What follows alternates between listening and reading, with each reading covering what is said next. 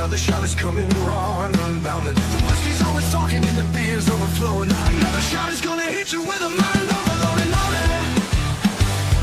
The bar is always open with no inhibitions. Another shot will leave your sensories twitching. Just remember, everything we say is just our opinion. But then again, it might be the alcohol talking. It might be the alcohol talking. Let's go.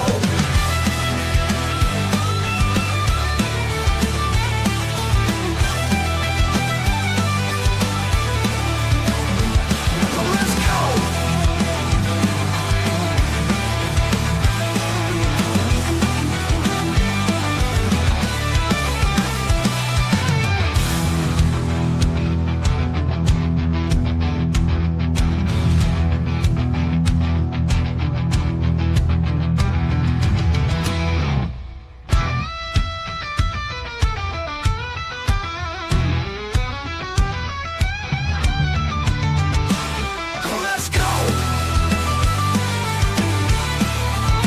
Let's go. Let's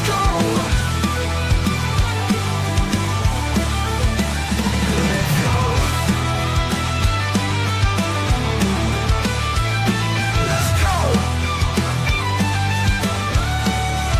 Let's go.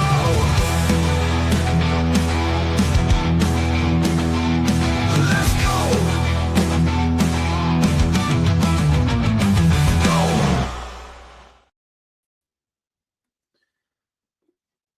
Whoa, what is going on, everybody? Welcome to another shot.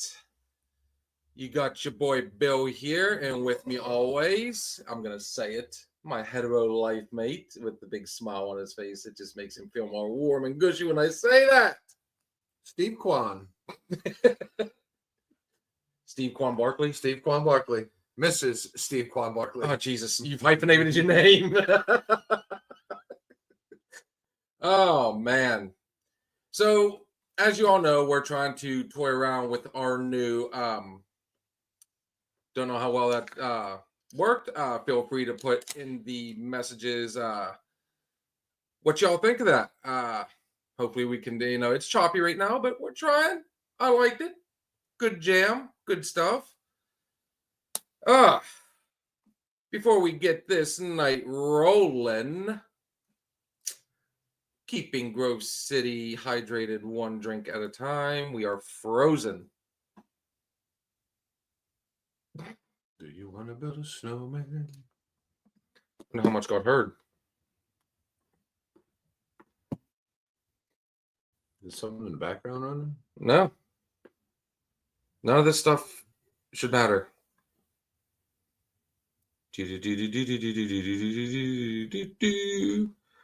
But we can do this. We'll get rid of Venmo. I'm going to get rid of this one.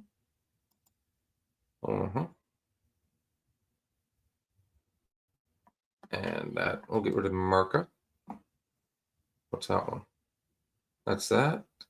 Everything else should be cool. And we're back. Hey, keeping Grove City hydrated one beer at a time. Wonder how many people heard all that conversation. One drink at a time. Check out our guys over there at Grove City Beverage, located on Main Street in Grove City, Pennsylvania. The number is 724-458-4280.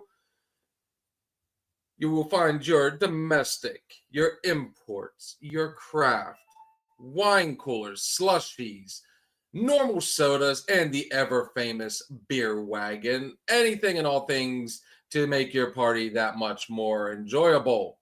Guys, show some love over there. Good prices, good people, good selection at Grove City Beverage. You might have been right. Might have been just too much stuff up there and the computer just can't keep up. So I guess when you have 15 windows open. Yeah, you got to let the air in. So guys, welcome to our Thirsty Thursday Sports Night. We've said it multiple times now. Football is, I guess, technically 2 games. Do you even count the Pro Bowl? No. The Pro Bowl used to be a game. Yeah, not no more. It hasn't been. I don't think it's been a game for the past 30 years Yeah. easy. 1 game left. Philly and KC, man. And all of a sudden, KC is the favorite. And it is a low scoring game. It will change. It will change back and forth, back and forth. We will see what happens here in 2 weeks. Yeah, make sure everybody's jumping in there on your football squares. Start getting them. Invest in football squares. You never know what you can win. A guy told me today how he does his football squares. He says it's the second year of him doing it. Each square, $75. All right, that's an expensive square. Okay. But it pays out after every score. And that includes extra points.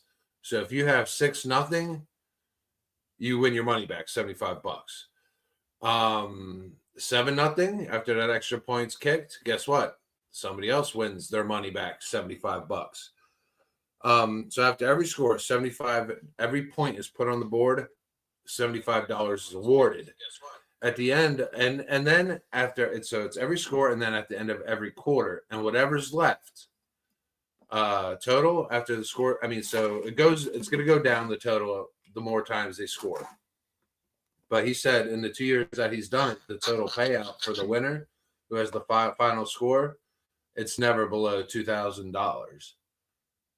So, I mean, you hit twice in a game. I mean, it gives you multiple times to hit in a game instead of just hitting at the end of the quarter. I thought that was a brilliant fucking idea. You know, I haven't seen a good football pool in forever. Are they doing one where you work? Is that the guy you were talking to? Yes. Yes. Okay. Yeah. Did I miss that part of the? No. Okay. No. But yes, I'm looking to get involved. You know what's funny? Like where I work, when I worked at the sheriff's department, dude, we did a big thing for college football bowl games. Basically, you pay $20. It's either $20 or $25. I can't remember which. They went through every bowl game from top to bottom, and you pick the winners. And at the end, it used to be winner take all. Coincidentally, the year I won, there was a first place and second place. Kind of funny how that works out, Right. but still. When I worked at Iron Mountain, I mean, they were talking about the football poll. I mean, the security team. There was always everywhere I've worked has always done something football, except where I'm at. It doesn't seem like there's. I mean, It's very un-American. there is football. Yes, we're frozen. Oh, Oh yeah, we've been frozen for like a minute. you know, Oh yeah, I'm watching. We're waiting for us to move. Yeah, but we're frozen. But can you still hear us? we just got a quick fact check. Audio's on, but the pictures froze. All right, maybe that'll catch up. I'm just glad we're not frozen at like a point. Do you ever like when you're watching YouTube and somebody freezes? And Oh, it looks like they're jeez. taking a dump or something. Oh, like at that. the I'm like, worst time possible, and then you get the little circle that does this crap Yeah. over and over and over. Of course, they can't see me doing this. I'm okay with this freeze. You know. As long as I can still hear. Ah. So it's got to do with the connection. It's got to be. uh, And I've noticed they've been doing some line work nearby. yeah. Well, good thing I didn't have like the face. Holy on, like, crap. Shit. Oh look. All right, so Hello. hello, Texas. the most handsome looking man. Whoa, know, gonna right? make us blush. I wasn't even mad that it froze. Look at you. Oh. Damn it, that was just weird. Yeah. Oh, and this is where froze on my end. The video's frozen. Yes, so they can still hear us. Good. Y'all's face don't look stupid. Wait for the next freeze. Oh, we're gonna like, dude. We need to randomly just like make faces like that way. If it freezes, we like.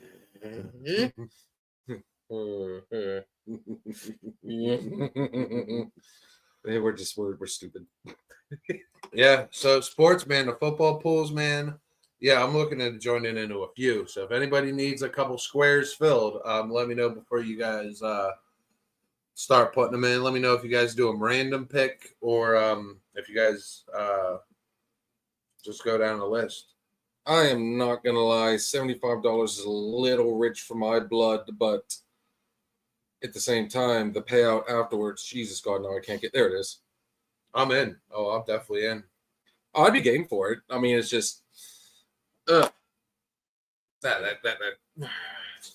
As with everything, it comes with a nice little price tag. What we got? When it was frozen, y'all look fine. Well, thank you, dude. He's like, just we went from being the ugliest motherfuckers to it's not. Yes, and again, we were just talking about that today. They've been talking about on the radio all the different stuff you can bet on.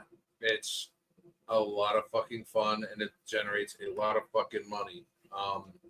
Because you get a lot of novelty props with the heads or tails, is going to be a prop. Something to bet on, 50-50. Then you have your normal props, and they have a spot on DraftKings. Is it DraftKings? Yeah, DraftKings. It says for Swifties.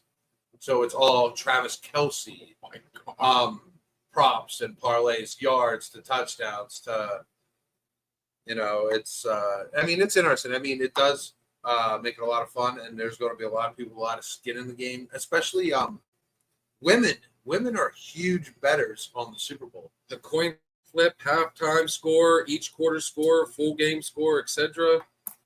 Yeah, I mean, what, dude, that now see yours though. I mean, will there be a streaker? I hope so. See, and you know what? They were always worried about putting that on there because how many people would bet yes and have their buddy? I see. Oh. You put the house on it. Be like, all right, dude. I put the house on it.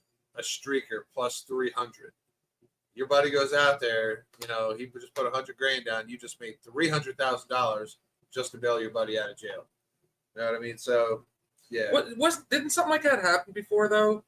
Like somebody made a bet that hey, dude, I bet you he bet him like $100 he wouldn't do it, and then next thing you know, he took off across the field, and that was the inside joke. Was everybody's like, well, everything he just made, he said, yes, yeah, he said, fuck it. So I bet you GQ Barbecue there was the streaker. He's not too far from the Superdome, so let me know if I should take the over.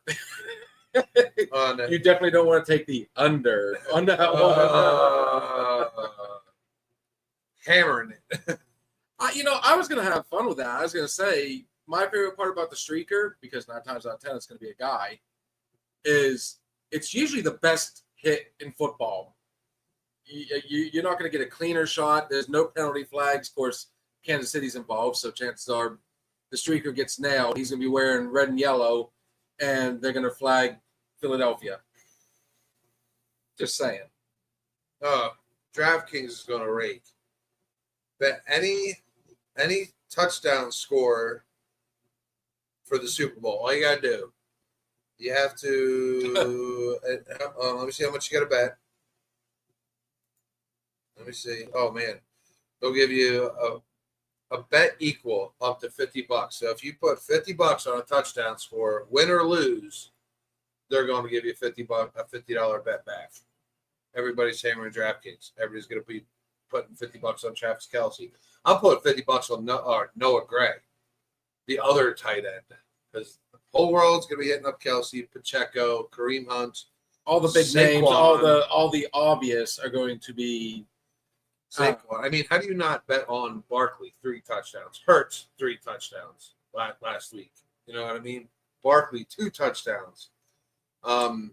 This is a different game, man. I think the unknowns come into play here. Your Nick Foles comes into play here.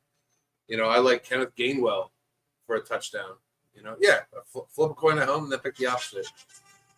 But I see before DraftKings and all this stuff online was a thing. I mean, there's been like online casinos for quite a while, but the whole sports betting thing. What's funny?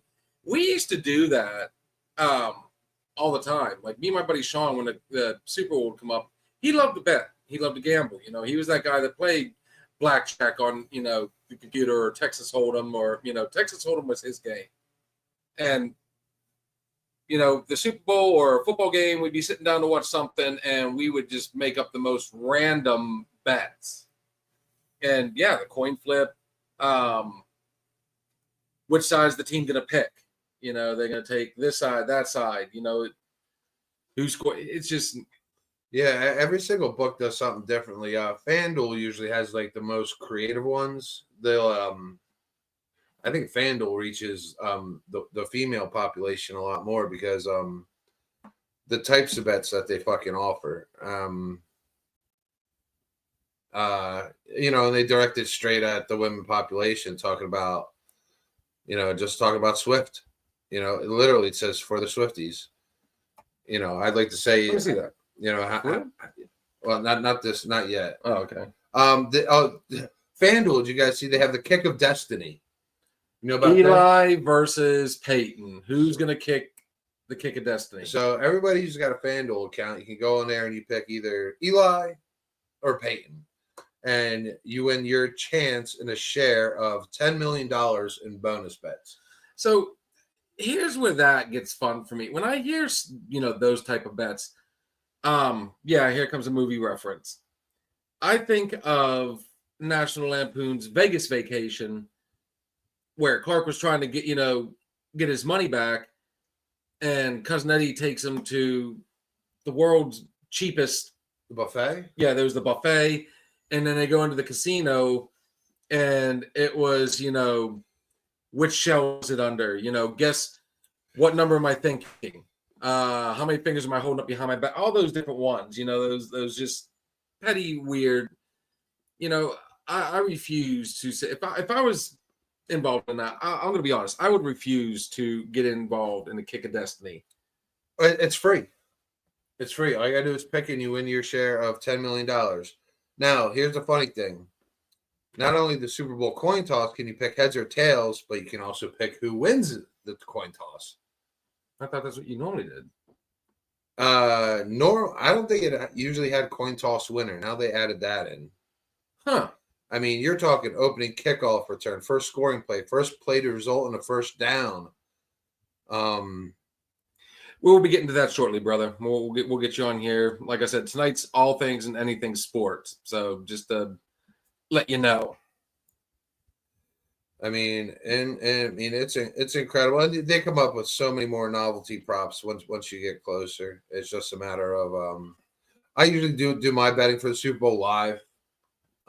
In game time. In game time. Last time I did a pregame bet was when New England was in there. No, Tampa Bay. And I picked for a Gronk tutty, and he hit that for me. But I like to bet the Super Bowl in game.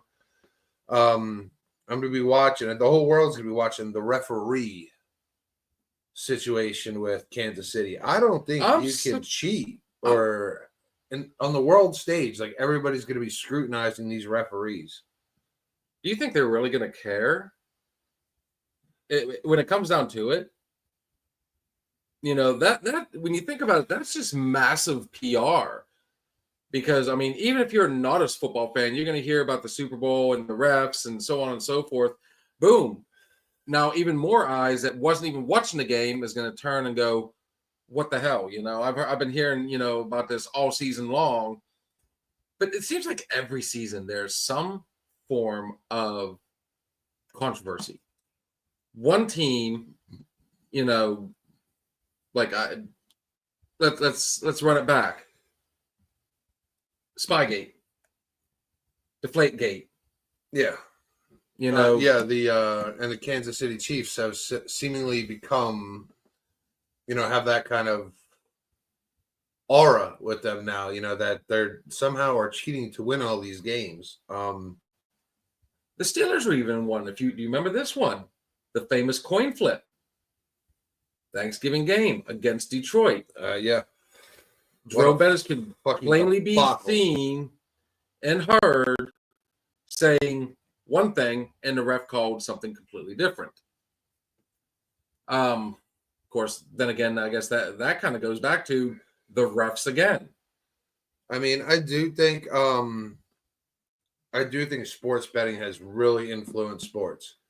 I mean, I watch sports throughout the season, hockey, basketball, college, and you'll have a super strong team randomly lose to a team that's absolute dog shit by 30. The Celtics do it at least once a fucking year, and I'm always on the Celtics. Once a year where they lose to the Hornets, to the Utah Jazz. They're like 15-point favorites, and they lose by 30. I need to pick and choose. I think some teams do sell out once in a while. We'll do, brother. We'll do. Some teams do sell out. I think of referees. I'm waiting for the first referee to finally come forward and say that he was coerced by a sports book or a bookie, because it fucking happens. A referee roughing a Duke game. You don't tell me like someone came up to him and be like, "I'll give you $100,000 and I'll put your family through Duke for the rest of their lives." We need a little help out there. I'll tell you what, those words rang extremely true this college year. But then again, college is also well known for like the big shocking upsets. It's just, I don't know. Homeboy's wanting to come on. He said he'll only be on for about 5-10 minutes. Bring him on. Let's do it. I'm thinking, all right, so when I used to watch football as a kid, the game had more flow to it. And it's not, not just football. I'll talk NBA, college basketball. Now, with the innovation of replay, they brought out the red flag, the challenges, which are okay to me. But it's always within the 30-yard line. All of a sudden, we have holding calls. We don't have them on plays that don't matter. It's always big plays. How many touchdowns are negated? Soccer, if you guys watch soccer, thing I hate about soccer the most is VAR, the virtual assistant ref. Every time a goal is scored, they bring up the fucking VAR. Every time. The official can say it's good. All of them on the field can say it's good, but it still has to go through the digital check where they go ahead, they turn the field, they put it on a plane, and they say, "This guy, you were offside by a fucking finger." I've watched soccer where he was off by part of his shorts, not the fucking player. I mean, at some point, like, who says that? Why it goes to virtual assistant referee that they didn't digitally transpose that image to make him look offsides? Because everybody had over 2.5 goals. So suddenly, the guy's shorts are offline. Just because it goes to the thing, and then I got to watch little digital creatures doesn't mean they moved him a millimeter, to make his fucking pinky finger offsides. Like, I don't trust it. I mean, sports betting is very dangerous for that reason and that reason alone. A lot of people like to bet overs because overs pay out as soon as the player hits it. As soon as they hit it, you bet 10.5 points, they hit 11, you're paid instantly. If you bet the under, you have to wait to the end of the game and you have to sweat hoping that guy does not make that point. Everybody wants their money. They want it now. They want it fast. Soccer's a huge thing all over the world. It's the world sport, honestly. Yeah, outside of America, that's what these people love. I mean, and then they instituted a virtual assistant referee. I hate watching soccer. You're lucky if you get 3 goals in soccer to begin with, and then you're taking how many off the fucking board every fucking game because someone's pinky was offside. Let us allow to the stage. Let us welcome to the stage GQ Barbecue. Here you go, brother. What's up, guys? What's up, y'all? Hey, what's up? It's good. The 2 most handsome-looking men. Very nice to see y'all. No, you ain't too bad. You ain't too bad yourself. See, there y'all. Wait, what was that y'all did earlier? What was that y'all did a minute ago? Oh. Yeah. Why? I got, I was gonna open the camera with the freeze me up, dude. That would be funny as shit. Like, so what are your thoughts, man, on sports and officiating? I think human error is real.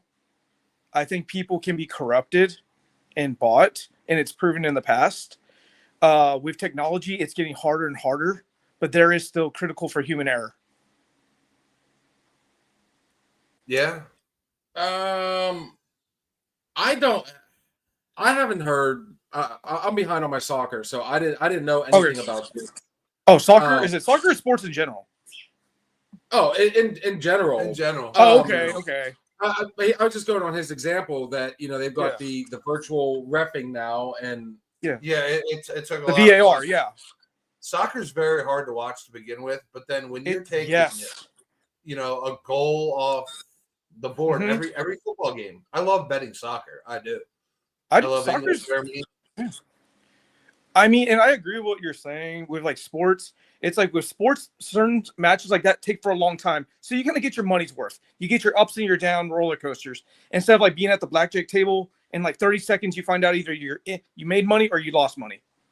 Right. It's a prolonged gambling. I mean, I don't know how else to say it like that. Like you kind of it weighs itself out, if that makes sense.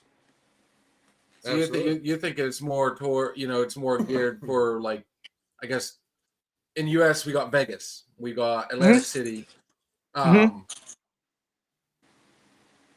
Yeah, I mean, it makes sense. I mean, it goes right along with what a lot of people, he's even said it multiple times. Yeah. Sports betting has changed the game.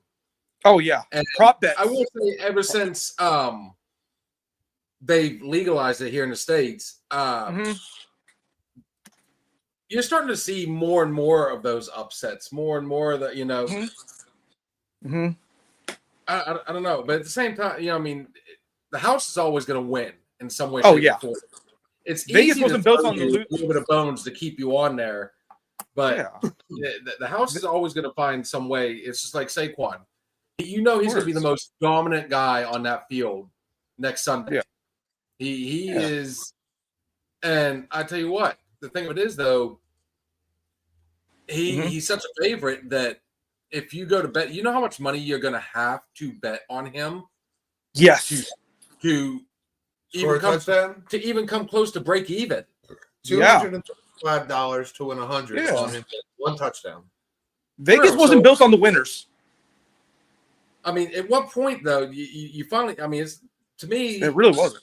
My betting math is way off on this, but for example, it'd be like you basically have to bet $600 just to make $600 back, or 601 or something like that.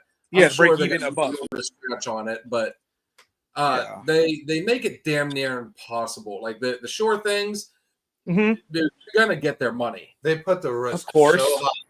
And if course. that hits, they are absolutely loaded. I mean, what's the rule of thumb? Don't gamble with what you don't have. Right. Yeah, You know, if you can't afford it, don't do it. If you can't afford it, don't do it. It's that simple.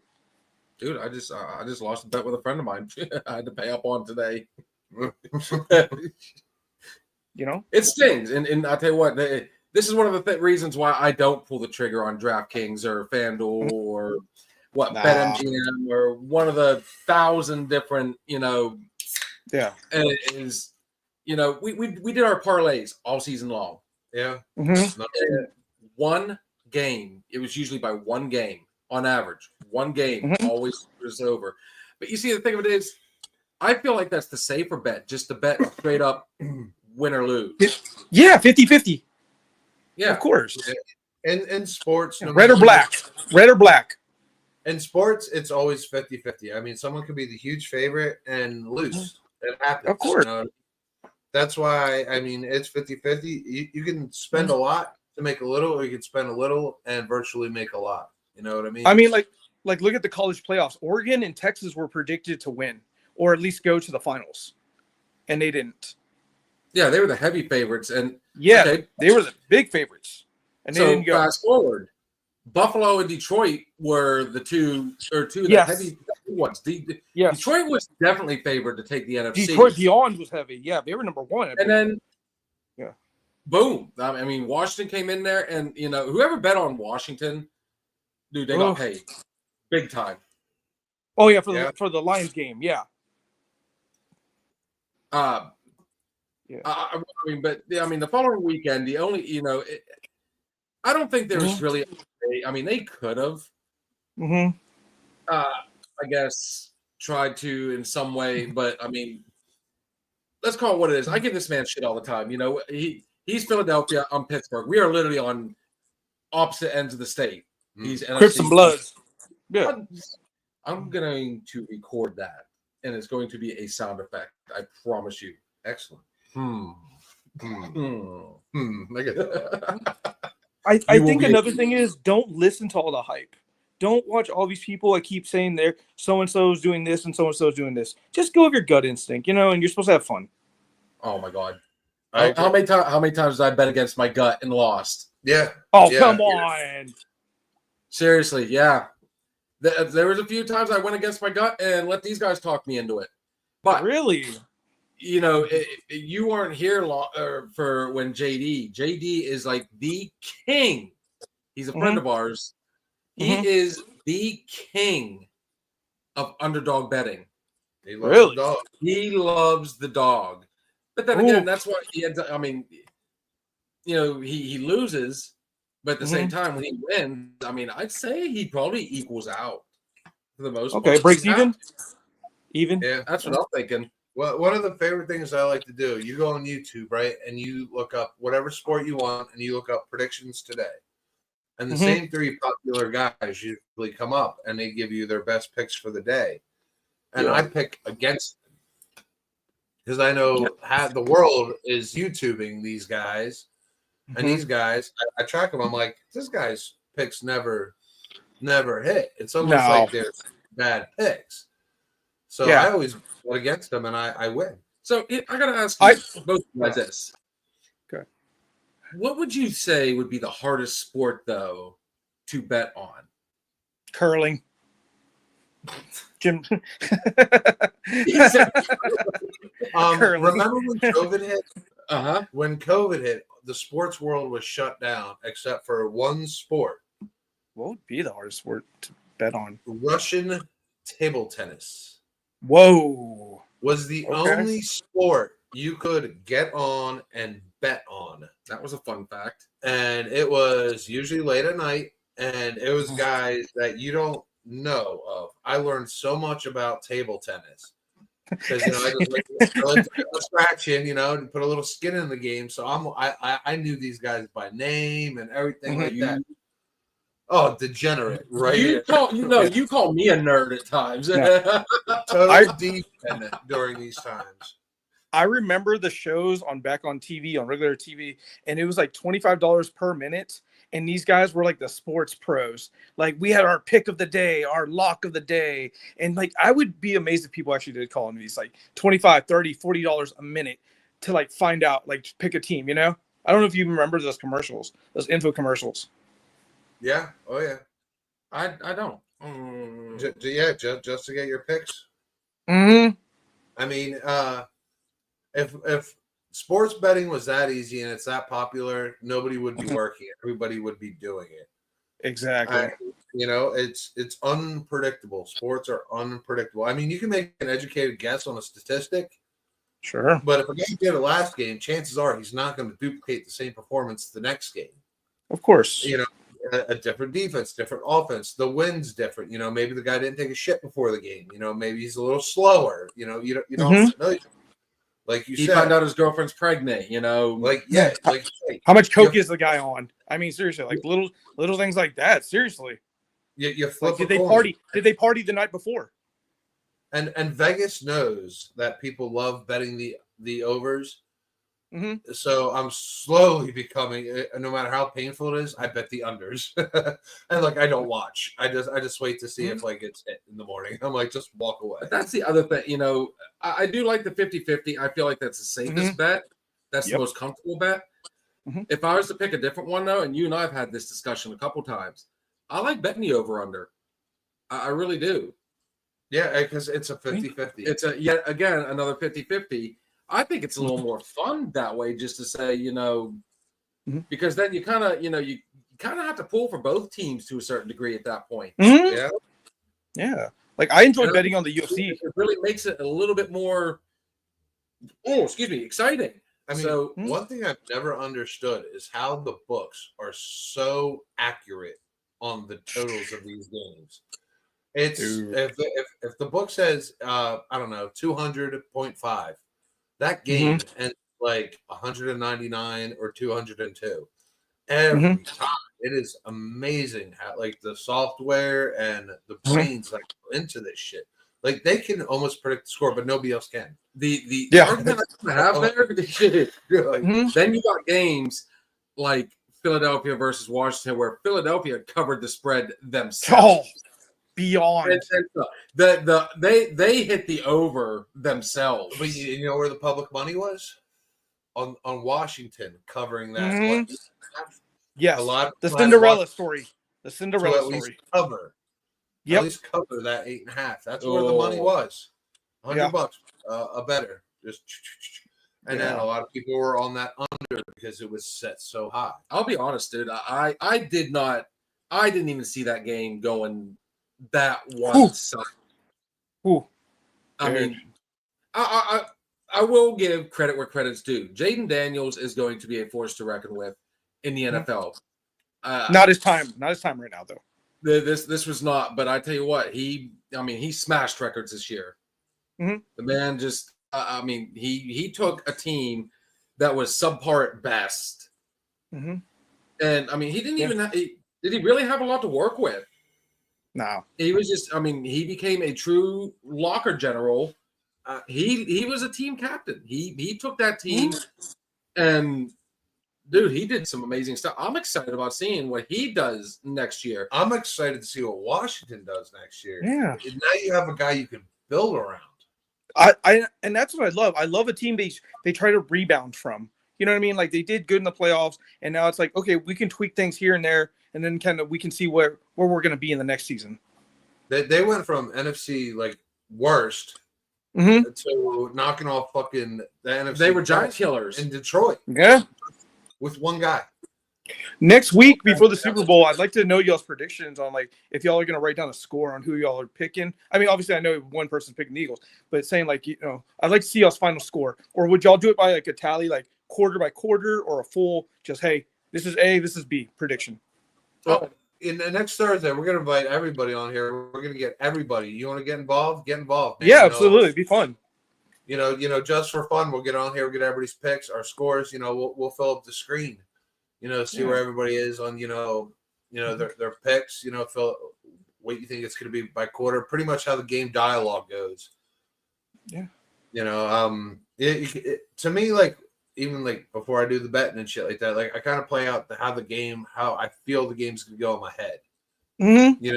Are they gonna play a slow game, or are they gonna run it down? Are they gonna go ahead and are they just gonna focus on Saquon? Are they gonna take McLaurin out of the game? Let some other player beat him. I kind of play the game out in the to see how I feel it's gonna go, and that's where I put some cash. It's very hard. I'm gonna call it out right now. It's gonna be very, very, very hard to bet against Philadelphia because they do have one man that I don't think anybody has been able to shut down all season long. And he's only getting stronger. Saquon truly found a home in Philadelphia. He was good in New York. Mm-hmm. He's been great in Philadelphia. Huge acquisition, guys. The Eagles had some notable injuries. If you guys watched the game, it was at the center position. Their starting center, he was on the roster with back spasms. Then the backup, it wasn't even an actual center. Dickerson. Yeah. Dickerson got in there and he got all roughed up. Like he was limping on the sidelines, but he was still in there taking snaps. Second half, they brought in a guy with spasms. That was their weakness that game. Now, after 2 weeks, those back spasms are gone. They're getting their left guard back. I mean, they're fully healthy. Chiefs are fully healthy. No excuses. No excuses here. I tell you what, the one thing, since we're, obviously we get to talk about sports tonight, which is a favorite subject, honestly. You know what I'm really looking forward to? The halftime show. But the season's almost over. Let's call it what it is. The season in 2 weeks is over. Yeah. Mm-hmm. April is going to be big. And I'm not excited at all about this draft class coming up. Oh, no. At all. Really? There's a small handful of people that, I don't see a whole lot of number ones at all. I mean, obviously you got Shador, you got Hunter, Ward, yeah. You've got the running back from Boise. Mhm. There's going to be a Yeah. handful of people, but I always like the draft mainly because I like to see what teams do to try and do they draft for need? Mhm. And it's the fun debate anymore. The people that say, do you draft for need? No. Or do you draft for the best out there? So it makes me wonder how teams rebound after a season. Chicago being one of them. I think all eyes are going to be on Chicago because Caleb Williams showed some signs, but I tell you what, Well, his season was abysmal. well, you at got best. to remember Chicago about sold their soul in the last 2 years and gave up some future draft picks, including this year's. Your number one draft pick this year goes to Tennessee. And if you guys have watched a Tennessee game this year, they had Will Levis, the human fucking turnover. So the CBS Sports right now, they're projecting the number one draft pick, quarterback position being Cam Ward out of Miami. Oh, Number one going. And then you know who gets the number 2 pick? Cleveland. much appreciated, brother. I mean, is that you out of here? All right, All right, man. Hey, appreciate it. Thank you. yeah, keep on listening. So I'll just run this down quick here. CBS Sports. Give you guys a little perspective on the draft here. You tell me what you think. This is kind of incredible. All right, so number 2 is going to be Cleveland Browns. If you were the coach of the Cleveland Browns, Okay. who would you take? What position would you go after? Honestly, dude, I'm gonna say it with the Cleveland Browns. Cam Ward's off the table. Man, you're still going for a quarterback. You still got Shador out there, but with Shador, you know who comes with him. Daddy. Cleveland's got to sell tickets. Enjoy, brother. You enjoy dinner. Thank you. Cleveland's got to sell some tickets because they fucked up and left fucking kicked Baker to the curb. Baker, bring back the commercials, buddy. Bring them back. What was he? Not Nationwide. State Farm. State Farm. Yeah, you and the wife, bring back State Farm commercials. All right, well, we miss you. I can only take so much fucking Mahomes and Reed. So yeah, Wondolowski. with the number 2 pick in the 2025 NFL Draft, the Cleveland Browns select Shador Sanders. Shador Sanders, and CBS Sports agree with you. Next on the clock, the New York Giants. Early, we should be writing this down. So, Pat, I know you're watching. Our fact checker's not here tonight. We'll just, it is life. It does happen. So I'm using CBS Sports, and I don't agree with any of this shit, but we'll go with it. you didn't agree with those first two? Yeah, but then it gets fucking ugly. All right, give me the next one. With the 3rd pick in the 2025 NFL Draft, the New York Giants select New York Giant. Oh my God, another team needing a quarterback. They need a football team. They need a team. By the way, halftime 21-20 Hickory. Oh God. Man, the first thing everybody goes for is a quarterback. I tell you what, I'm going to be one of those rare people that say there's something about Daniel Jones I think could be something. Daniel Jones is on the Minnesota Vikings. Is he gone? Yeah, he's Sam Darnold's backup now. Fantastic. Okay, Yeah. so let me get caught Giants back got up. rid of Saquon and Daniel Jones in the same fucking year. Looks great. So they need a quarterback. Bottom line, they need a quarterback. So, Jesus, who's left on the table? Oh, here we go. Let me toggle here. All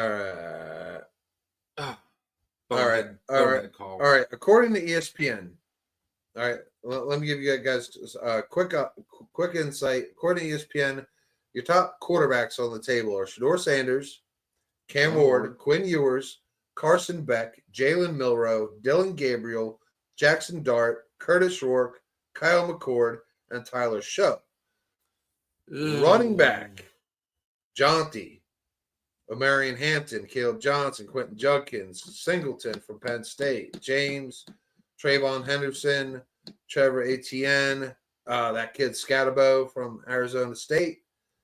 I mean, there's not much out there offensively. Wide receiver, Hunter, McMillan from Arizona, Trey Harris from Ole Miss. Yeah, then it's I think Hunter, whoever he goes to, is going to pick up a hell of a receiver. Should they pick a receiver out of him? Because when he doesn't have to play Iron Man football, tight ends are loaded, but this is an offensive line, defensive draft.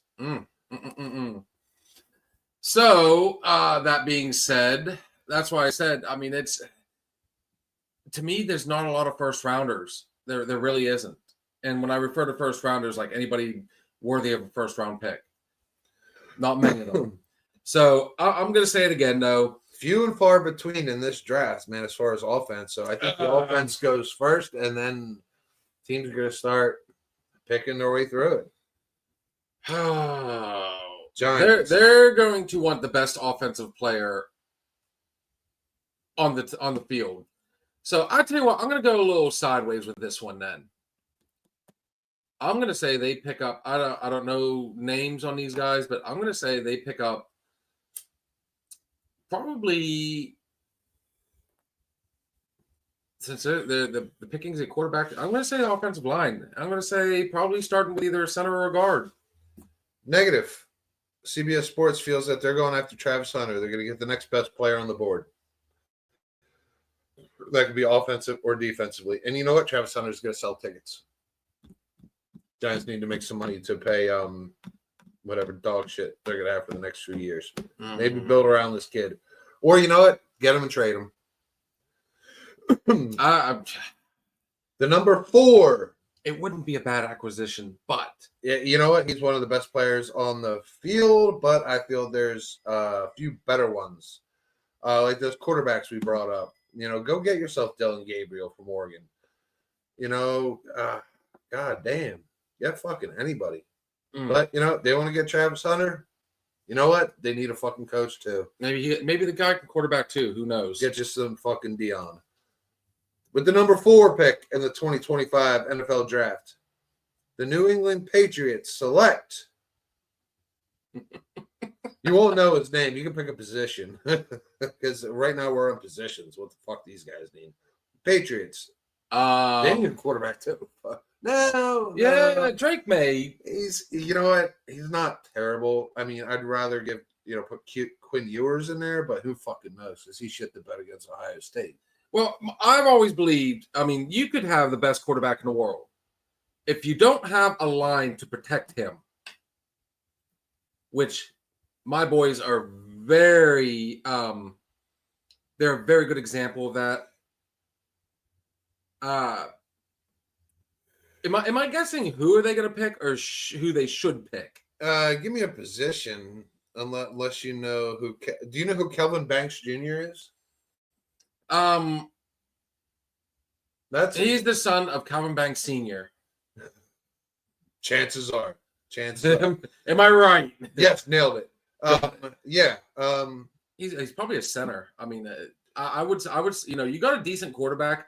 Let's see what he can do. Get him some weapons. CBS Sports feels like they're going to go ahead and they're going to take an outside tackle from fucking Texas. That for the 4th pick. Imagine how good you got to be an offensive lineman and to be the 4th pick in the draft. From Texas. Banks is a huge man. We took Broderick Jones. And we took was Zach Frazier the first pick last time? That just seems awfully fucking early. No, that Futanu. When you got guys out there like Abdul Carter from Penn State still sitting there, I mean, you got Jonty, you still got Colston Loveland, the tight end from Michigan, Tyler Warren, the tight end from Penn State. Holy shit! CBS really says that's it for quarterbacks in the first round. Ain't that some shit? So what are we up to now? The number 5 pick There we in the go. 2025 NFL Draft, the Jacksonville Jaguars select all day long offensive from Michigan. I'm gonna guess defense on this one. They're going defensive now. You're getting warmer. That's what I'm thinking. They're gonna go after a linebacker. They're going to take the CBS suggests they're taking Mason Graham, the defensive lineman out of Michigan, a junior. Okay. With, That tells me they still have faith in Trevor Lawrence and Etienne. as do I, and they're going to have a new coach. Doug Peterson's out. With the 6th pick in the 2025 NFL Draft, the Las Vegas, I would say Los Angeles, You had to do it too. the Las Vegas Raiders select Oh, offense all day long with these guys. from Michigan. I don't care what position on offense. These guys need help on that offense. What they got Uncle Rico. They got Gardner Minshew. Who? Gardner Minshew. Yeah, they got. I like Gardner Minshew. I'm picking Napoleon Dynamite, favorite movie. Love it. Hey, thank you. No.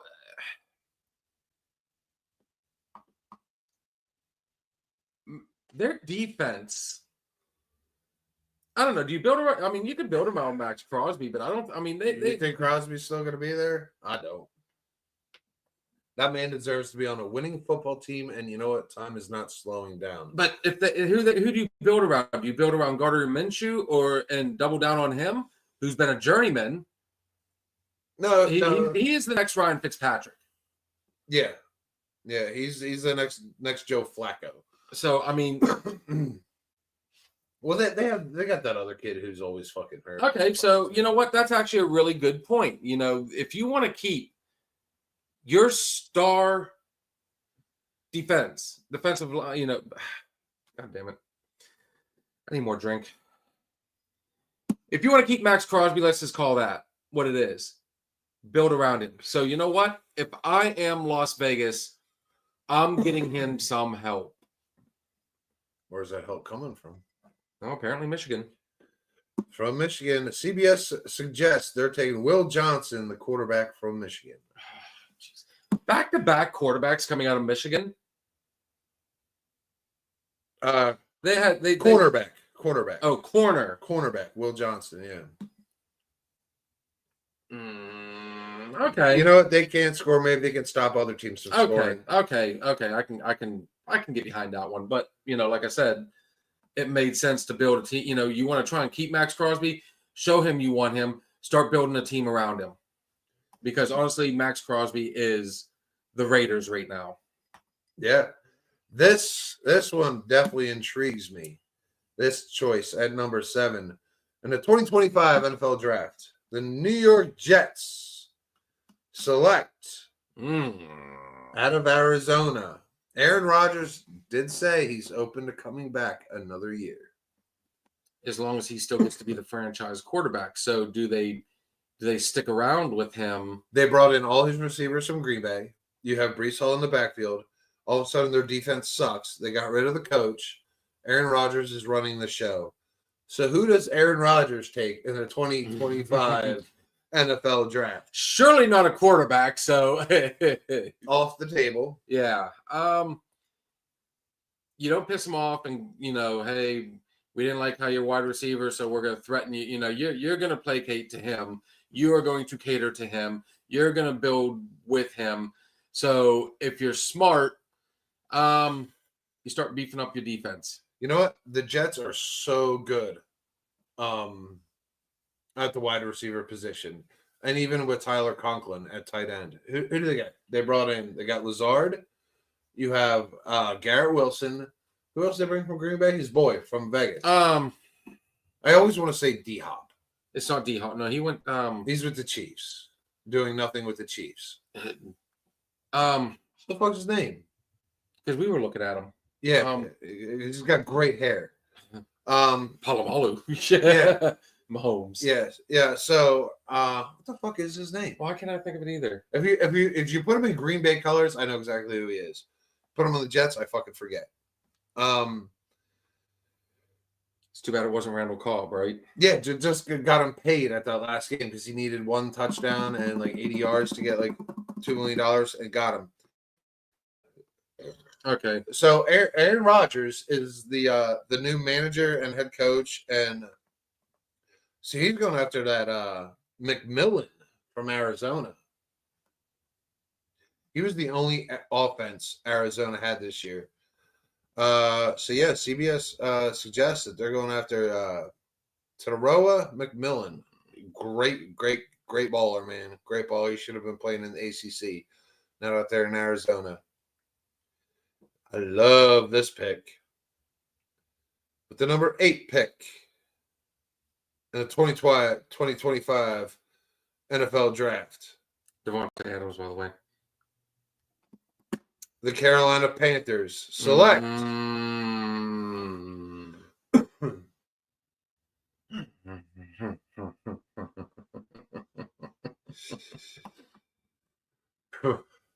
oh god. Do you well, you've got Andy Dalton as your backup. Bryce Young, who actually started playing some good football at the end of the year. So I think at quarterback they're I dare say it, they're safe at quarterback. So I'm not going to say a quarterback. I'm going to say they go wide receiver, honestly. Give these guys some weapons. Remember, this is a small draft. I mean, I think the first 2 rounds, you're just grabbing the best players on the board so nobody else does. That's what I'd be doing. I'd be going right down the list. Who's the best? I don't care where you play. Like, on that draft note, capital. Why do I have a feeling this is going to be some obscure, crazy? I can't believe he's still on the table. Mm. I can't believe it. I'm going to say either wide receiver or running back. Coming out of Penn State. Uh-oh. Here it is. Singleton. Edge rusher. Oh. Abdul Carter. Ah. I'm surprised he's still on the fucking table. I would take him at number fucking 1. I don't know. Remember when him and Micah Parsons played together? That Penn State defense was fucking insane. Yeah. You have Micah Parsons sitting up there, and he's still on the table. We're going to give him to Carolina? Now, you know, we're going to give him to Carolina? Absolutely not. Yeah. With the number 9 pick in the 2025 NFL draft. Coming out of Georgia, finally someone from Georgia. That's how far Georgia has fallen off this year. The New Orleans Saints select a football team. The New Orleans Camaras, Alvin Camaras. That's what they've become. Man, judging, I hate these first. I'm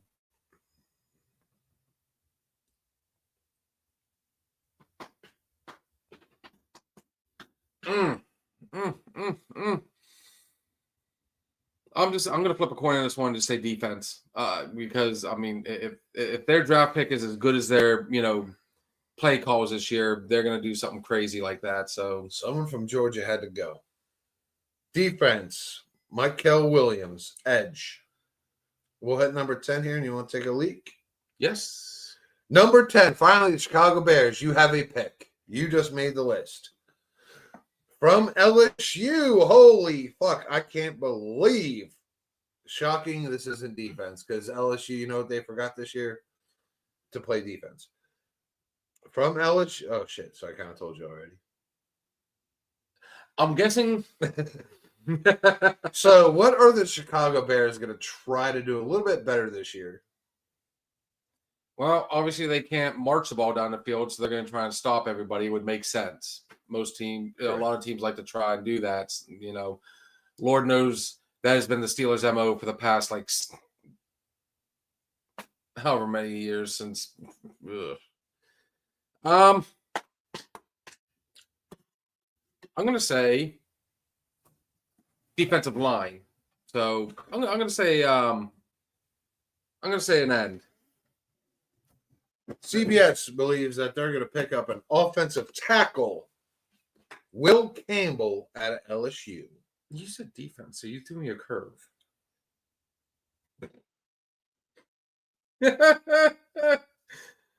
Maybe. Oops. Chances are. It happens. It might be the alcohol It talking. might be the alcohol talking. I'm just I'm looking down the fucking list. And mind is blown. But I do love who Philly has in the first round according to CBS. Jesus Christ, you guys should only have you should be like, either 31 or 32 this year. I'm interested in seeing 30.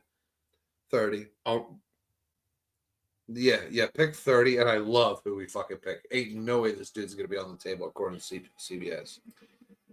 all right. Well, we will get back to our pre-NFL draft 3 months early picks. We said it first. Jot it down. It's on video. Guys, we'll be back here shortly. I do believe we need a little short breaker. Run it. FYI, the Lakers have beaten the Wizards 69-40. You know what? I've got GB3's Until We Meet Again. That song he did in memorial for Corey Capatore. yes, sir. So this is GB3's Until We Meet Again, who we will have on here February 19th with Arliss of the Southern Outlaws. It's going to be a great time, guys. Make sure you guys tune in. We'll see you guys here shortly.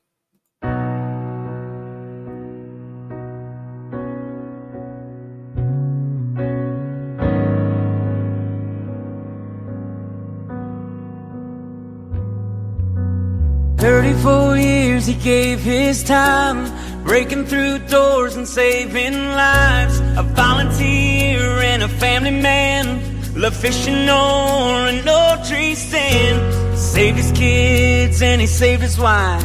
He gave it all, then he gave his life. We'll never know why he paid the price. A husband's love, a sacrifice. He was a hero, father, a best friend and a brother. Your first call on a bad night, her last call out of no doubt. Yeah, I sure miss what should have been. Life was waiting around the bend. You never know why or when. This ain't goodbye, it's until we meet again.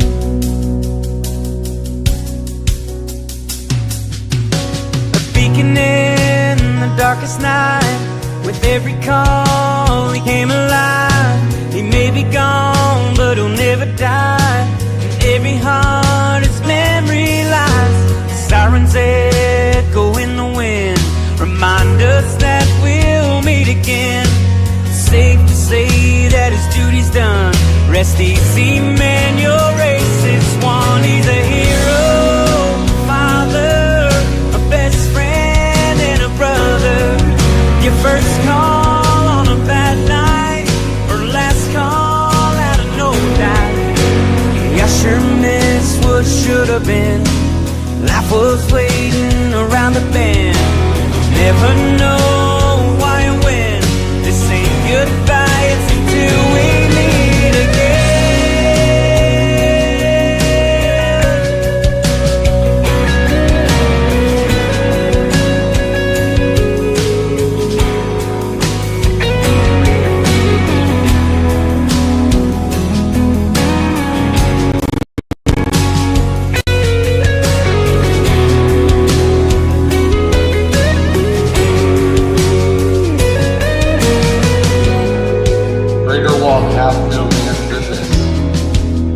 Laid his life down for his friend.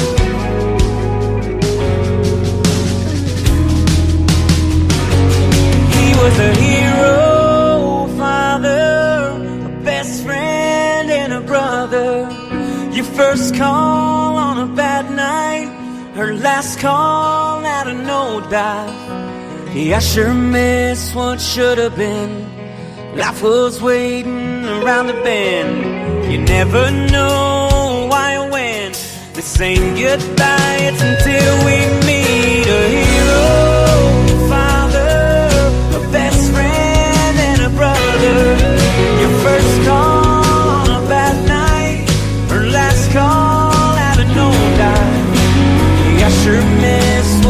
could have been. Life was waiting around the bend. You never know why or when. This ain't goodbye, it's until we meet again. Till we meet again. Till we meet again.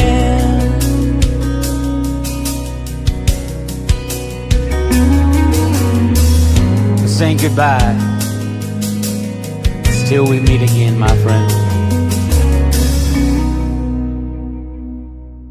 Basketball rankings, just Dude, I'm not gonna lie. That would say I've only heard that song like a couple times, and every time, I mean, that's the guy's good.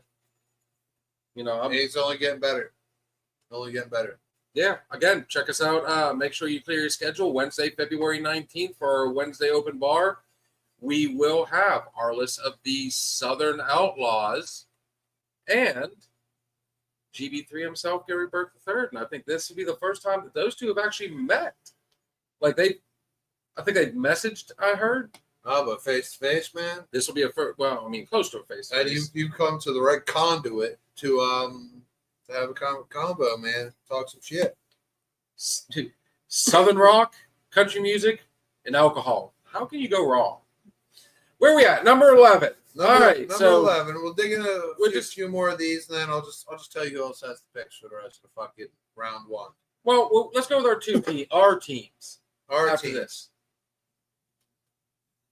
Number 11 in a 2025 NFL draft pick, the San Francisco Niners from Georgia. They're digging for gold. Fuck. Are they going to pay this guy Purdy? Are they going to pay him? Is he the future? I mean, McCaffrey, You got is he going to play? He's they, had a sti- year. they still have Brandon Ayuk. Maybe I'm interested in seeing how that plays out this offseason, unless that deal. You still got him. You still got Kittle. You still You got got Brandon Debo. Debo saying Brandon Debo. Shit. You still got Brandon Debo. You still got Nick Bosa. It's weird to hear that they didn't do so high. I hate the fact that one player makes you wonder, what if Saquon had gone down early in the season? Do you think watch your mouth? He goes down all season. Right here.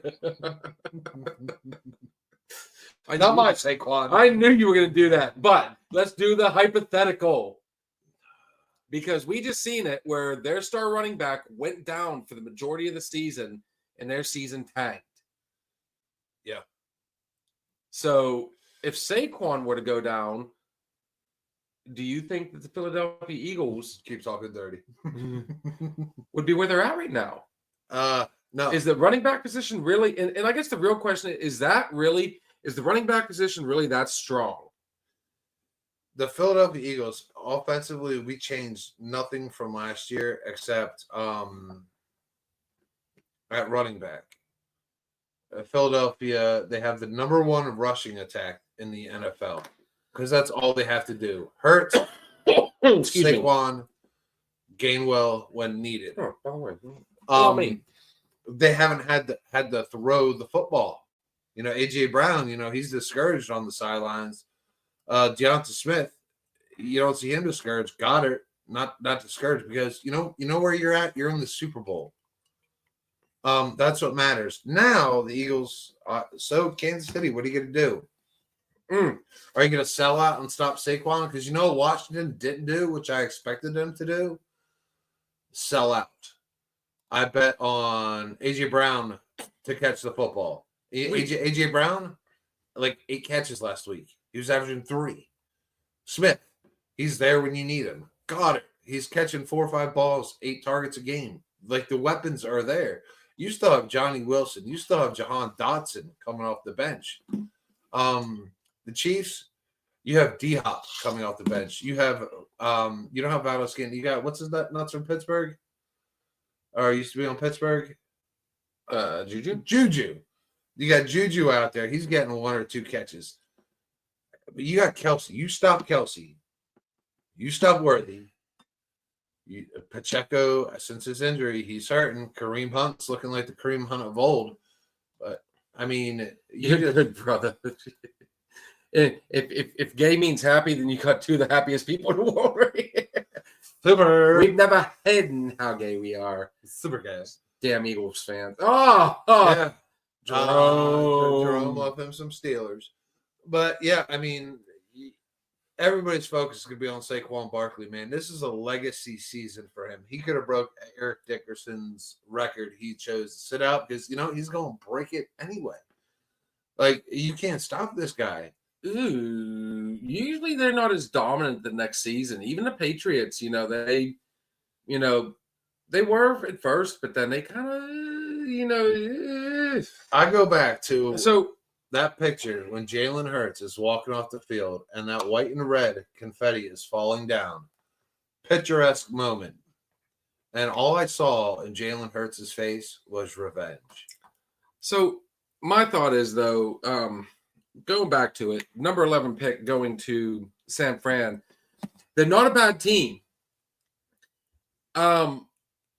But McCaffrey is at the point in his career where he's going to start. He's going to be that if factor. He just took a year off, basically. I'm going to go both sides of the coin on this one. I would not be. Honestly, at this point, beef your defense back up. Let's. You've got a decent. You got an offense. The coaching staff is incredible. I mean, the injury bug killed him. Ayuk went out. Debo went out. It just did not work out. I'm going to say defense, but it would not shock me to see them look into the future now and possibly trying to pick up that stud running back. Who's their backup? Wilson? What's his name? He wasn't bad. He was good. Young kid. God dang, what's his fucking name? I played him a lot. I mean, they expected to run in behind McCaffrey, be a two-headed monster. But when he went down, but here's the thing I learned about San Francisco. For Brock Purdy, McCaffrey has been his safety net. Last year, 2 seasons ago, McCaffrey went down for 2-3 games, and San Francisco lost. He's a safety blanket. You got to get him back. I just had Jordan Mason. Mason's their backup. Yeah. So at the end of the day, before we get to that pick, we've got a Night of the Exciter type question on here. Must be coming from Jason. Yes, it is. When you were sick, did you have the Hershey squirts? I'm pissing out my eye. I did not. No. Do you have sanitary wipes? Dude wipes. Dude wipes. We love dude wipes. Everybody likes dude wipes. Hey, just remember, wipe back to front. No, I did. Shit. Back to front. There's where he ran it back. Literally. Well, he doesn't want to get stuff in his hoo-ha. So.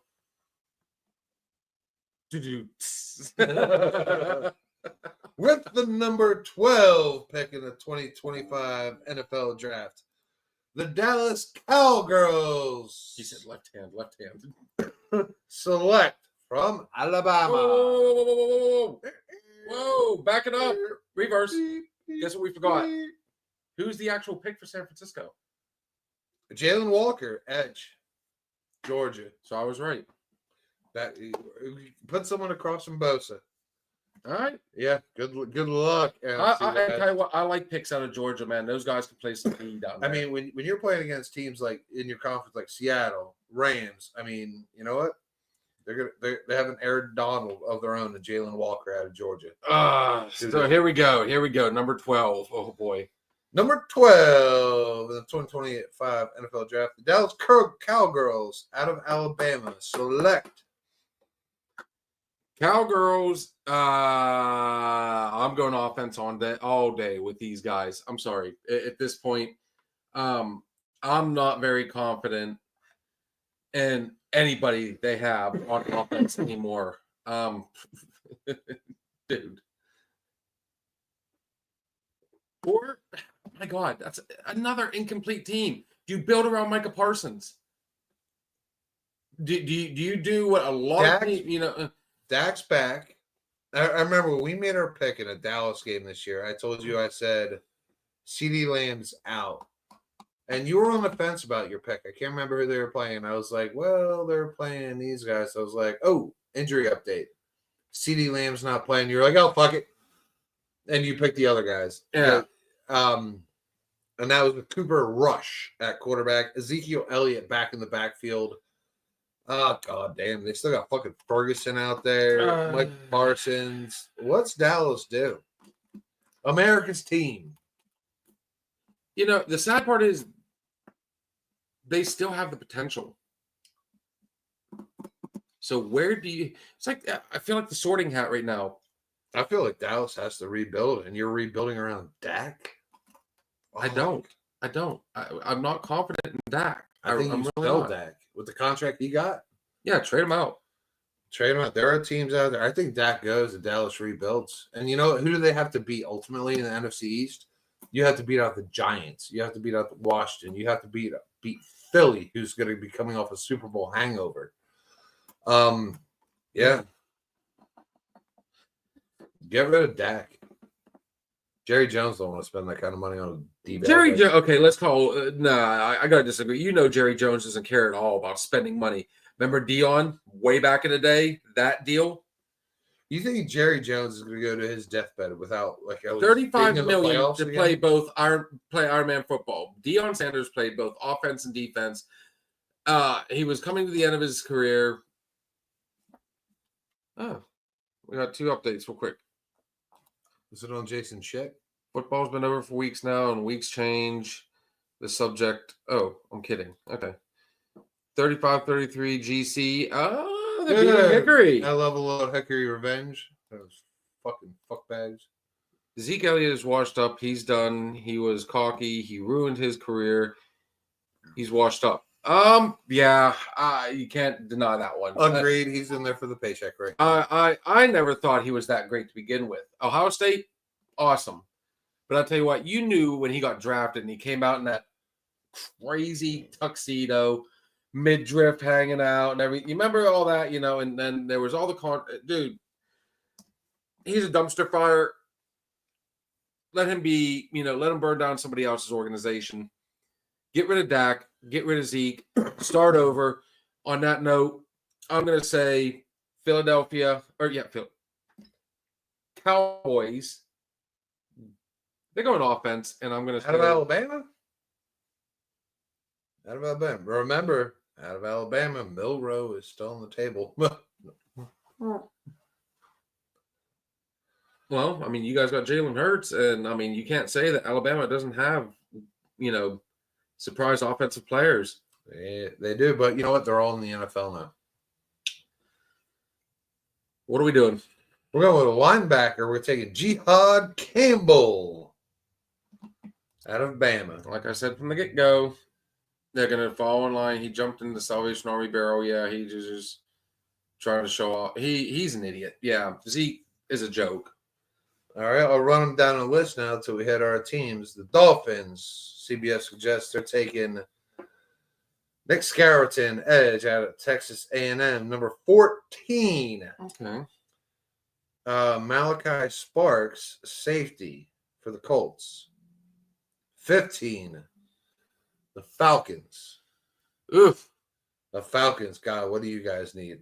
They need defense. They need Church is what they need. Can you draft Church? Can you get Jesus in the first round? Not these guys. I'm taking James Pierce Jr., edge out of Tennessee. Okay. This is all defense. It's been straight defense. This is incredible. This is what the draft class presents us right now with who's declared. Cardinals at 16. They're going defense as well, apparently. Kenneth Grant, Okay. another Michigan guy. A few years in a row, Michigan has been a team to look at, I guess. We're almost to an offensive player. The Bengals. Let's talk Bengals. Who does CBS? Who do you think that? What do they need to pick up? Coming out of Ole Miss. Then it's going to be defense. Really, an offensively charged team. Yep. All right. Where are they putting this guy at? They're going to. They had a high-powered offense and a suck-ass defense. They couldn't stop people. Cincinnati averages over 35 points a game.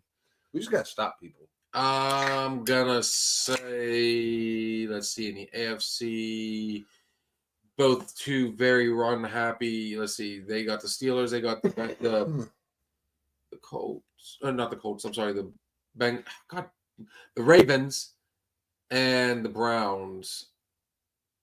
I go linebacker. How about edge? Hmm. Kid's name is Princely Human. Oh man, Human Midland. I don't know, maybe an outside linebacker if you want to go that direction, but They're saying edge. I mean, man. they're bringing them over. they're run hungry in the AFC North. So Apparently they want to get blitz happy. okay. Now we finally have offense. We'll talk about this guy just because he's offense.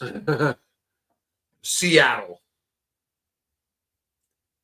I got some neat information yesterday.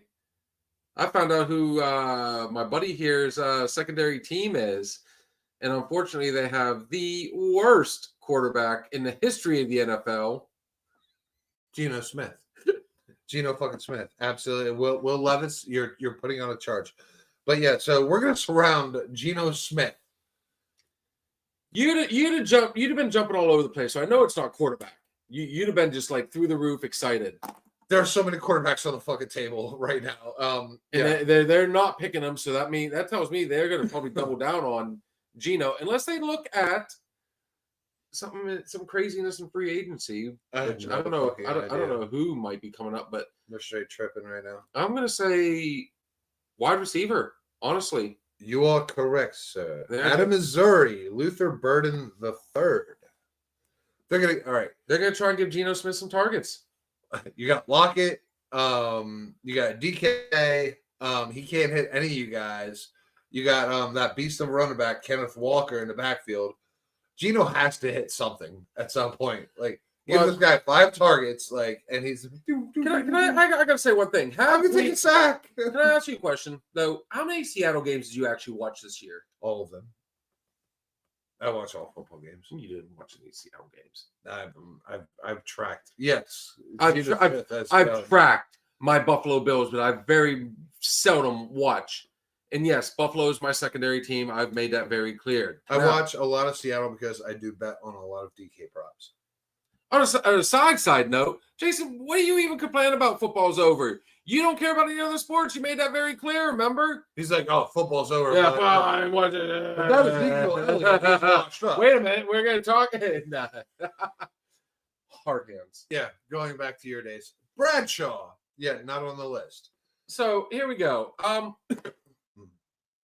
DK has been in the league for quite some time now. Mm-hmm. He is Tyler Lockett, same thing. So looking for some new blood. How do we know that, he might not have been, these guys weren't missing their routes. They weren't, just dropping the ball. This Geno Smith is Geno Smith. He's fucking horrible. The guy takes too many sacks. All right. Just throwing it out there. Finally, a running back. Number 19. Oh, it's from Boise State. The Houston Texans. And remember, they got Pollard yet. I thought they got Nixon. Oh, yeah, Mixon. Pollard's with Mixon. The Titans, yeah. Yeah. So the Texans, supposedly, according to CBS Sports, are going after Mr. Ashton Genty from Boise. I'm sorry. You've got Mixon, okay? I don't like Mixon personally, but I still think he's a hell of a running back. I'll give him that. The way I look at it, though, the next pick is Denver. So Denver's in between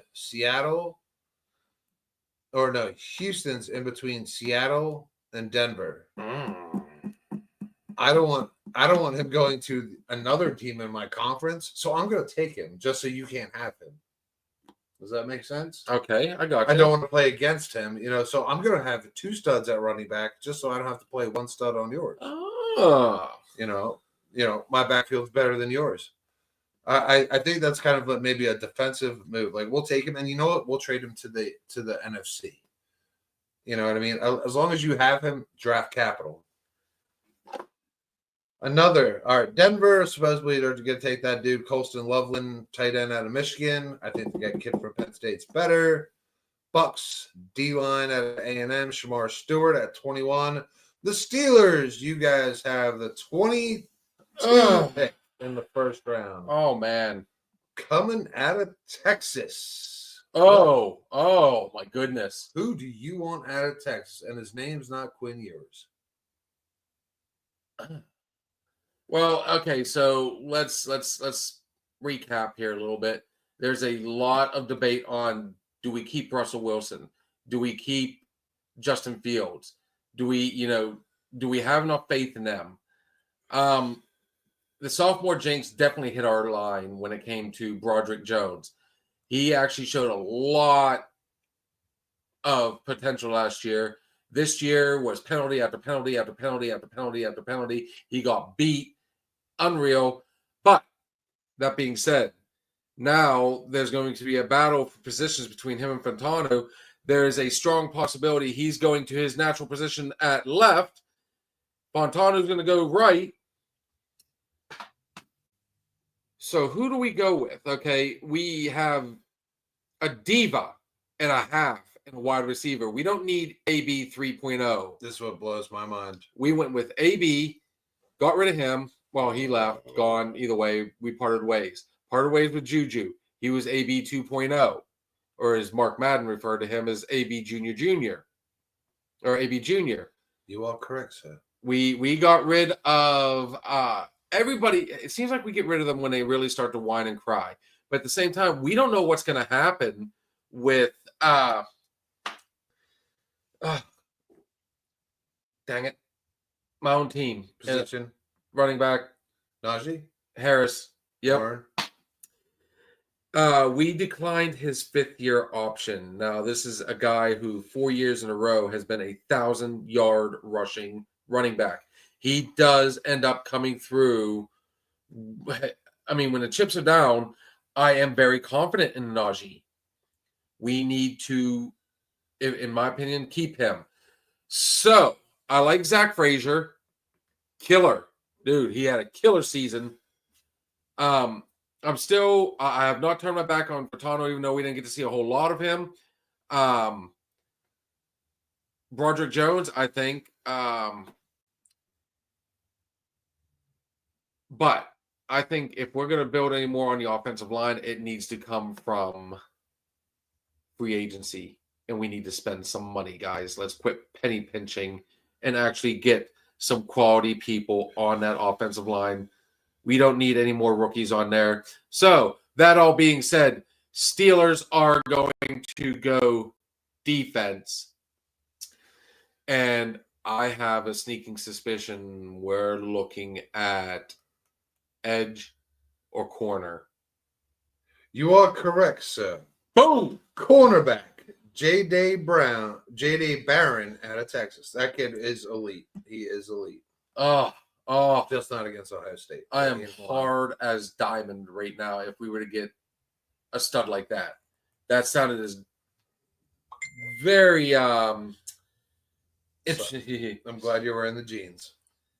Yeah, if I was wearing gray sweatpants right now, I'd be picking up a felony. I'd be picking up a charge. Rounding out the first round, 23, the Rams are suggesting they finally go after Tylan Warren, the tight end out of Penn State. Yeah, kid's good. I just don't know if he's big enough for the NFL. The Packers at 24, cornerback out of East Carolina, Shavon Rebel Jr.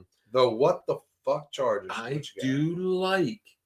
like when they pick these, smaller schools because you tend to get your diamond in the rough. Roethlisberger, have you ever heard of Miami of Ohio before he came around? Dude, I'm telling you, these small schools do not sleep. I said it during the whole college season. Do not sleep on them. The kid was very good. I do remember watching him. 25, the Chargers. Another edge guy out of Arkansas, Landon Jackson. Okay, I'm confident in their offense. So I mean, yeah, beat your defense. Now the Commanders at 26, offensive tackle. They're going to start protecting Daniels. Yep. That's what they're doing. doing. You knew that was coming. Arante Ursery out of Minnesota. What better school to get an offensive guy from? Oh, Big Ten school. The Ravens. Finally, Ohio State, you just made the list. Josh Simmons, and another offensive tackle would start protecting Jackson. He's not getting any younger. I'm surprised that's the first Ohio State player that, is there nobody else eligible? There's a lot of stars that come out of Ohio State. This is all line. We're protecting quarterbacks because they are starting to become slim pickings now. Oh boy. 28. It only goes to 32. 38, 28. The Vikings. Here we go. We're going to start protecting the quarterback, which I feel is going to be Daniel Jones next year. Emory Jones out of LSU. That's a big bitch. That's not fair. I should have been reading at this point because now that we got past the Steelers, I should have had you make the pick on the Philadelphia Eagles. Oh, but I looked at it a long time ago. I kind of had a sneaking suspicion I was coming because I've been. At 29, the Bills. Guess who you guys are supposed to be getting? Ah. CBS Sports. Who do you think? Out of Ole Miss. Oh. Another offensively charged team, but They're taking the defense. I'm telling you, I'm very confident in an offense. Time to beef up more defense. I'm going to say this kid's good as shit. I'm going to say defensive line. They're going to start really putting the pressure on that line and stopping, because again, the AFC is becoming very run powerful. Beefing up the line. How about cornerback? Trey Amos. Why does everybody do that? I should have just went with my gut on that one. Again, I went against my gut. But Number 30. The Philadelphia, your Super Bowl champions of 2025. We're going to Ohio State. It hurts my heart, but it also tightens the gray sweatpants. Emeka Egbuka, the wide receiver. Man, if he's still on the board. if he's still on the board, imagine if Philly gets that fucking monster. You got Dotson, Brown, Smith, Johnny Wilson. Good Lord. Can you say three-peat? 31. The Chiefs out of Ole Miss. Again, out of Ole Miss. Why weren't they in the championship game? I don't know. Everybody seems to like their players. Who did the Chiefs get? Again, our quarterbacks aren't getting any younger.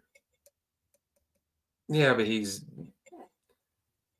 6 years in now, if I'm not mistaken. Yeah. And Kelsey's probably riding off in the sunset after this. Maybe. But Thoughts, feelings? But that is a strong point. I think you just gave me a hint. Honestly, that is a strong point right there. Of course, they don't have much of a receiver. I mean, Mahomes done quite a bit with nothing. So I'm going to say Hopkins, Worthy. I'm I'm gonna going to get what's his nuts back next year. I'm going to say good old what's his nuts. I'm going to say tight end. I say, yeah, it might be time to start looking for Kelsey's replacement. Kelsey's just as good as the defensive lineman. Walter Nolan out of Ole Miss. Line. Rounding out our 2025 draft class, the Detroit Lions select out of Ohio State.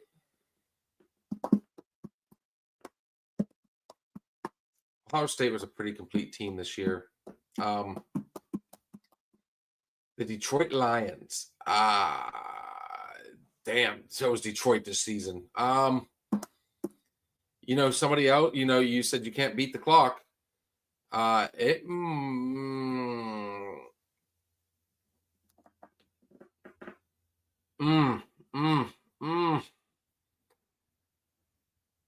They got St. Brown. I'm going to say defense, honestly. They're going to go defense. They'd have to. And I'm going to say either an edge or a corner.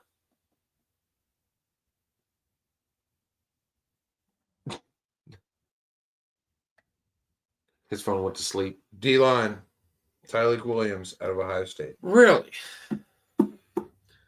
So Ohio State came on strong at the end of the draft, according to CBS and their pick for the draft. So, guys, jot this down. I mean, Yeah, real quick, just by position, man. Guys that weren't called out there, man. Quarterback, Shador Sanders, Cam Ward, Quinn Ewers, Carson Beck, Jalen Milrow, Dylan Gabriel, Jackson Dart, Curtis Rourke, McCord, and Show. Running back, guys not mentioned. Jonathan's, of course, number one. Hampton, Jonathan Quinshawn Judkins, Nick Singleton. These guys are still out there. Travion Henderson, that ETN kid. None of them supposedly taken. Hunter, wide receiver, McMillan, Trey Harris, Ibuka, Savion Williams. I tell you what, the first night of the NFL draft is on a Thursday night. So naturally, what we're going to be doing, right? Drinking beer. And watching the draft. And we are going to be hardcore all day long. I'm going to have the computer set up out here. Yeah. It's definitely a lackluster draft. I told you. Since what we're used to. Yeah, I didn't think it was that slim. I know a lot of guys, they didn't opt into the portal this year as they usually do. Only makes next year's college football a lot gooder. But it's gonna be interesting, man. Which makes you think that the NFL, man, I mean, it's gonna be a consistent year. We're still gonna have top dogs, bottom dogs. I mean, a lot of these motherfuckers are in rebuilds, man. What say ye? Dude, you said it best right there. I like it, honestly. But the fun part about the draft is it's ebbs and flows. I'm getting ready to. Hey, we'll take a break. Sit down. We'll take a break. Just let me get my point out of the way.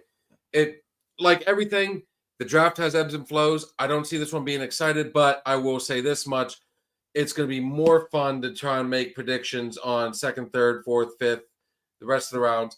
We will know what teams are doing come first night. So that being said, we are going to take our second break, and then we will get off football, guys. He is running. He is gunning. Gonna go. Guys, Southern Outlaw Band, Louisiana Waters. We'll see you guys shortly.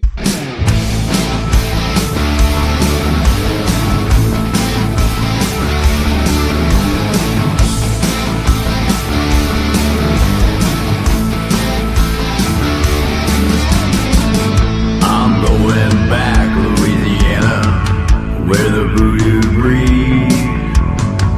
Met a Creole priestess on the streets of New Orleans. Louisiana, water's gonna save me. Louisiana, liquor can't kill. Louisiana, daughter's gonna love me. Might even drink their fill.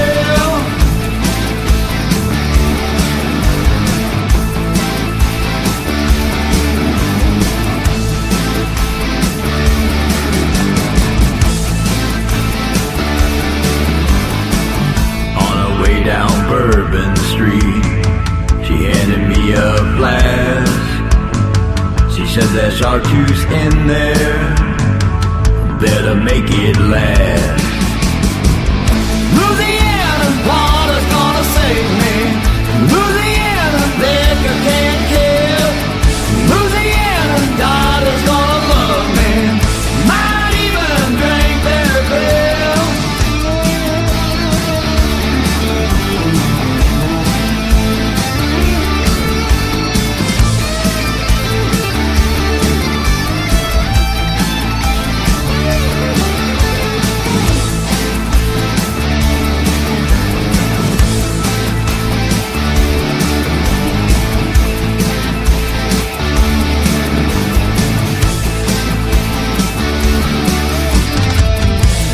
I remember I'm in the swamp to my waist,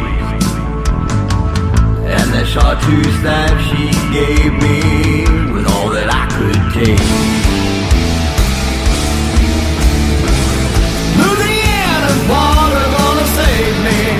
Louisiana, liquor can't kill.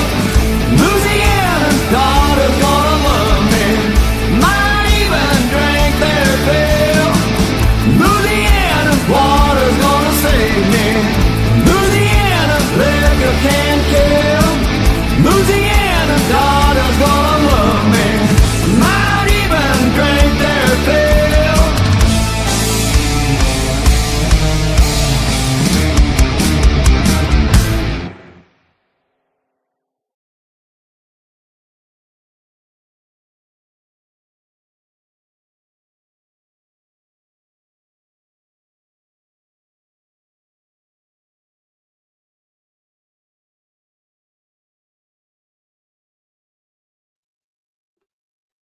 All right, and I'm back. Bill's out there. I think he's pooping in the snow. I don't know what he's doing.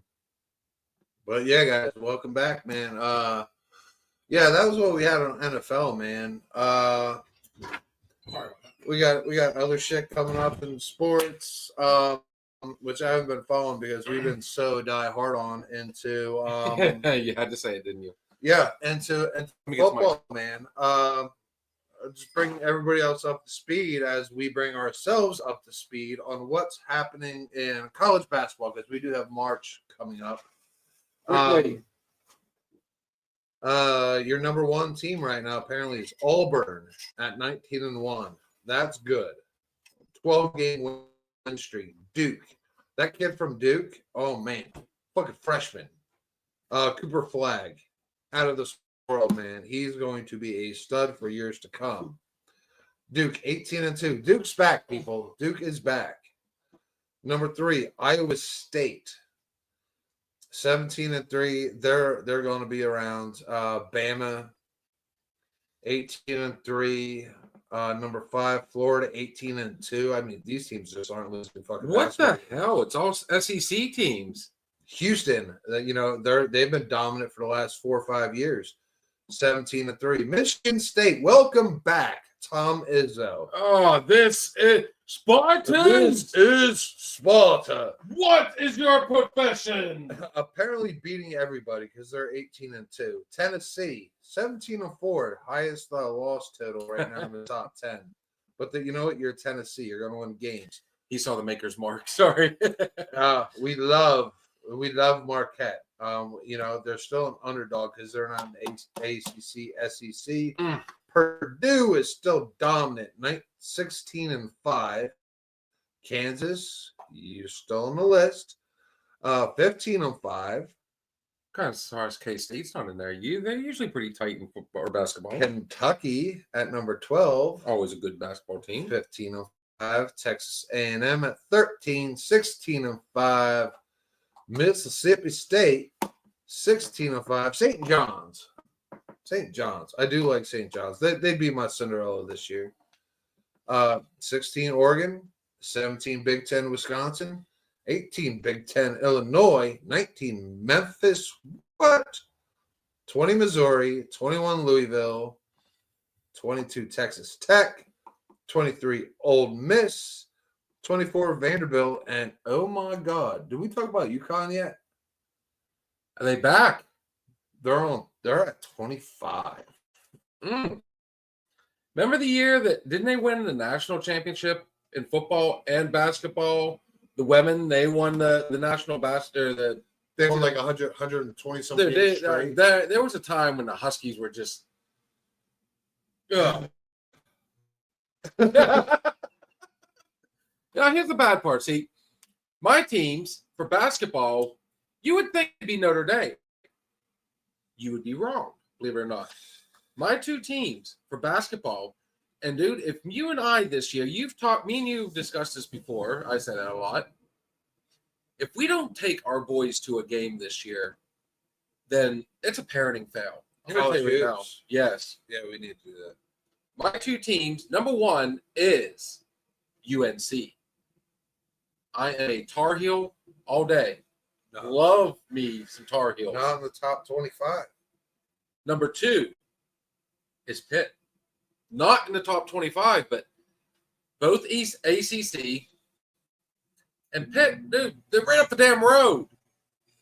You are correct, sir. We keep saying we're going to do that, and we have yet to go to a Pitt. I've been to a Pitt wrestling match. Almost went to a Pitt football game. I want to go see basketball, dude. They're more a basketball oriented school, if I'm not mistaken. I mean, my God. And if you guys follow the NBA and you guys don't see NBA games much, that season you're growing narrower. I'd like to get out to to Cleveland. Cleveland is absolutely dominant. If you guys don't follow NBA, they're like 36-6. He's back. Cleveland Cavaliers like 36-6. They're beating the brakes off fucking everybody. They're up by like 30 right now. They look so good. If you've never been to a Cleveland Cavaliers game, It's very fucking exciting. Well, thank you for the update, bud. Hope it was good. I just went in and stole a piece of pizza and came back late. You know, what's her name? Oh. Ah. You know, the NBA, I try to get into it. I really do. I've got my son hooked on Chicago.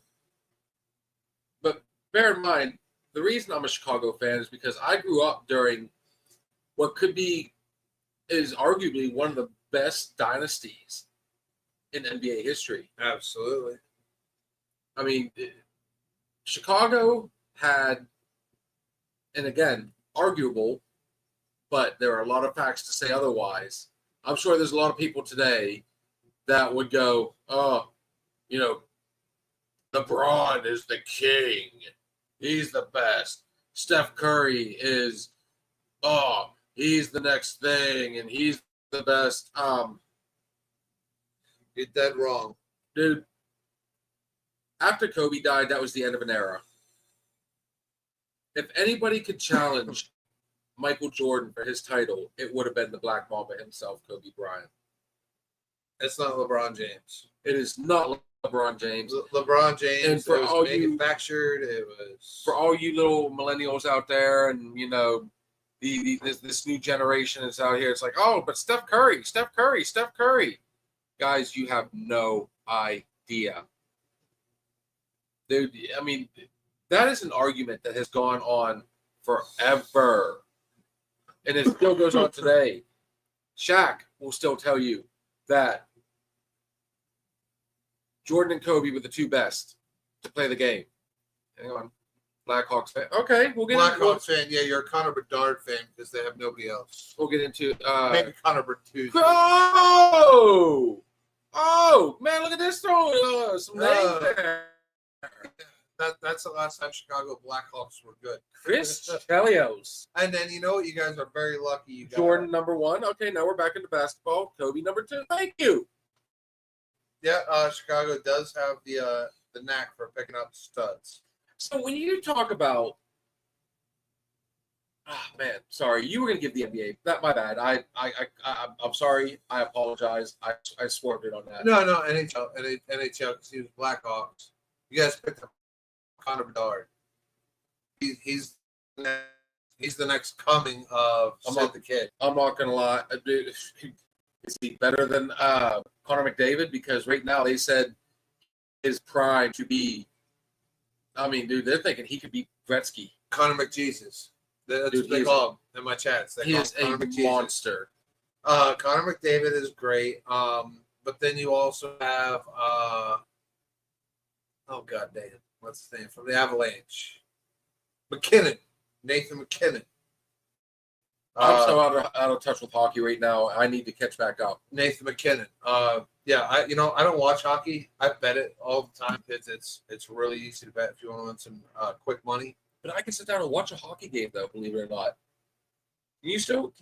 I mean, obviously, everything's better to watch in person, but I can sit down and watch hockey.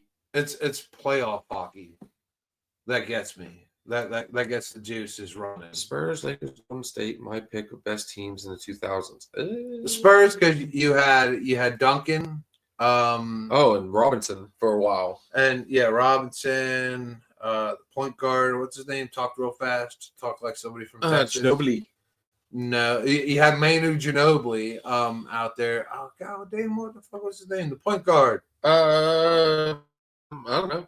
Oh goddamn, Lakers. Yeah, your Lakers when you had Kobe, And Shaq. and Golden State when they were legendary, when they were the Splash Brothers.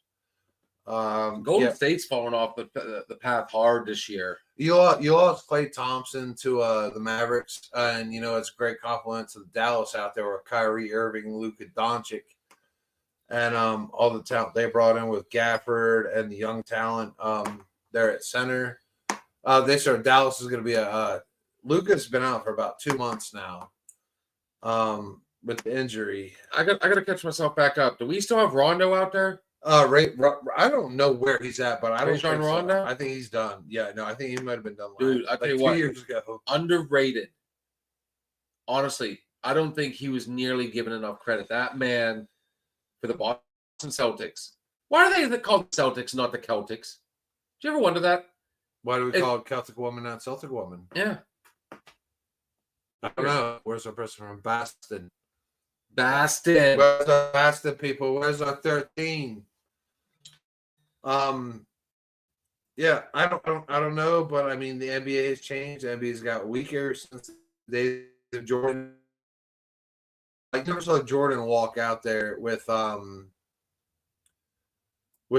Wade, Chris Bosh. You know, remember when the first big three of all time?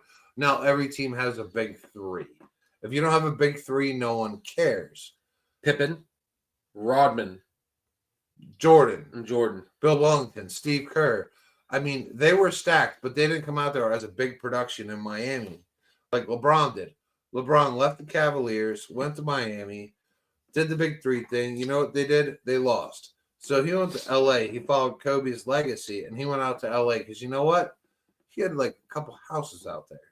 Oh shit! Oh, we missed an update, homie. Fucking Hickory. Revenge is pure, my friends. Revenge is pure. Wait till Saturday. I'm probably gonna go to that game with you. You know that. Oh, the slip game. Oh, So what? there- Don't you dare! You watch your mouth. It just happens. It Don't just you happens. say that again. The Slippy Rocky. Thank you. That's how me and my children communicate. I said it yesterday at dinner, and my son looks at me, and he just talked right back to me. I was like, "Oh," and it just ate up my soul. Connor We says can't the get- same damn thing. He says slip. I am a Slippery Rock High School alum. It is Slippery Rock, guys. You are a Slippery Rock University alum. It is Slippery Rock, guys. Calling it out there right now, all you grossy little punks watching. It is Slippery Rock. It's the Rock. It's the Rock. The slimy pebble. Yeah. You can go with all those other names. Do not do that stupid shortened slip. Yeah, We're gonna go check out slip. it's like, hey, Dad, I'm going to slip. I'm like, the fuck you are. Not on my watch. I'm going to the slip. You're gonna slide right down your fucking sim. You're gonna slide right down to my right hand. You say that again. So yeah, it's where were we? We were getting ready to talk about basketball. Sorry, I saw the update. My bad, Steve. Thank you. I mean, Yeah, basketball. All right, here we go. All right, I am top three. I am big creeping. three. I am creeping the Lakers game right now. And Bronny James Dude, absolute 100. Dude, that just entered the game for the Lakers. That's how That bad is- they're beating the Wizards. They're up 35, and who went in? Kid. and he is an absolute 100% joke. He's fucking Dude, terrible. everybody, it doesn't matter. Like, I mean, they talk about it on local sports, ESPN, NBA, all of them. Dude, the only reason you're in the NBA right now is because of your dad. You're on the Lakers. You were selected in the first round. For fuck's sake. All right, the Lakers, they got this other I knew that was going to happen. He hates basketball. You have a good one, brother. This other kid, Dalton Connect, all right, who just made a three-pointer for the Lakers, way better than Bronny James. Played way more than him in summer league. Great football player. Holy fuck! It just might be the alcohol talking. We talked about football for an hour Yeah. and a half. He's been in the shade. But Bronny James, Bronny James missed his shot. Dude was like 0 for 19 on 3-pointers in summer league this year. I was watching it because if you picked his over and under on points, because everybody wanted to bet Bronny James, You got paid if you went under. it was 1.5. I've never seen. All he had to do was make a shot. The guy would shoot like 5 or 6 shots a game. All he had to do was make one. Could not make one for anybody to get fucking paid. And you know how hard it is to bet someone to not make a shot if you shoot 6 or 7 in summer league? You know what's fun though? It's 2 free throws. I got one even better. Get to the line, kid. So Stephen A just brought up a fun fact. I didn't even know this could happen. You know what his average points per game is? I didn't think It's this got to was. be negative. I didn't even think this was possible to Can you do go this. negative? 0.013. Is how? How is that even possible? That's making. All right. So for you mathematic people out of there, if you shoot 100 shots a game, Oh my god. He hasn't scored. you make 1 out of 100 shots. Yeah, because it's point Did he make a free throw then at some point? 1/10 of your shots. So technically speaking, if you shot 100 shots consecutively, you made 1. No, 3. My bad. Are you serious? You said 0.03? 0.013. 0.013. That's one point. If you would score 1 point if you played 100 basketball games. Has he though? Yeah, including summer league. No, and then he went to the G League. He's stuck there. So now the Lakers brought him back up. Because you're gonna make Daddy happy. He was terrible at USC. He was not good. He wasn't even their leading scorer. But he went in the first round of the draft to the Lakers. This is the ultimate example of why did they bring him? Daddy. Yeah. He'd sell tickets. Well, LeBron's contract was also becoming an issue. So if the Lakers wanted to keep LeBron, they had to make him happy. And you know, LeBron doesn't need any more money. LeBron doesn't need any more money. Jordan doesn't. Jordan is one of the leading stakeholders God. in DraftKings. One of the first sports book. He also has his hand in just about every sport. You really, he has a NASCAR. NASCAR. He owns the Washington Wizards. He owns a fucking hockey team in Florida. Probably the Panthers. I don't fucking know. But I mean, these guys are fucking. What is it? He doesn't he that minor league team he played for. He went to the White Sox. Remember back in the day. Then he played for their farm league team. Yeah, Then he went back in. Yeah. I mean, he literally has his hand in everything. Yeah.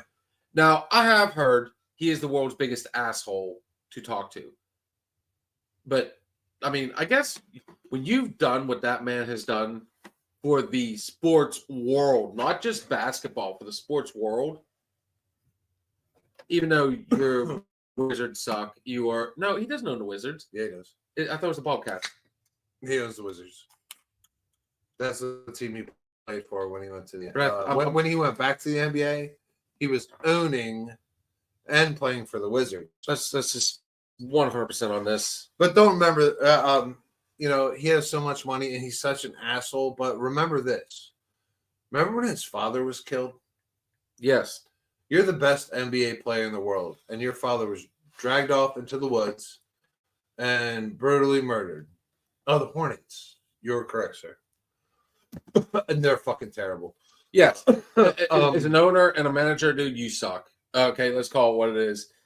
It's side change for him. You know what? He's selling tickets. It's like an investment. Like, you know what? When you make your first business investment, a lot of people, you know what they do? They have enough money to buy a car wash. This is his fucking car wash. This is Breaking Bad. You know what I mean? This like he has a car wash business. That's what his Charlotte Hornets are to him. He doesn't care as long as he's in the positive.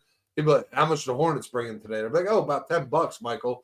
Oh, great. We're in the black. You know what I mean?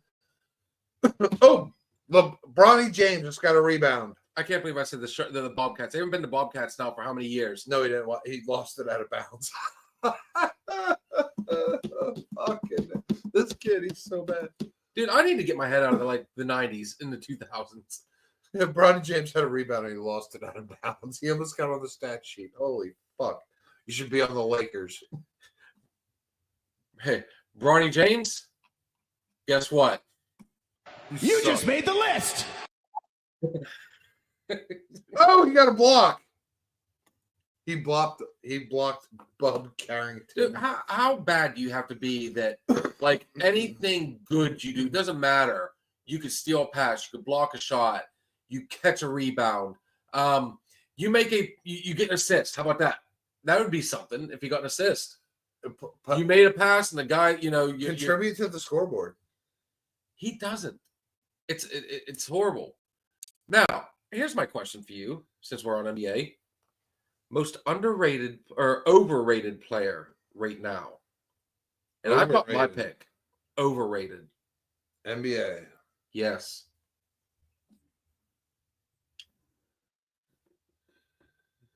Yeah, good food for thought right there because it seems like there's a bunch of them, isn't there? It's Trey Young Lonzo Ball. from the Charlotte Hornets. No, that's LaMelo. LaMelo's on Charlotte. Lonzo's on Chicago.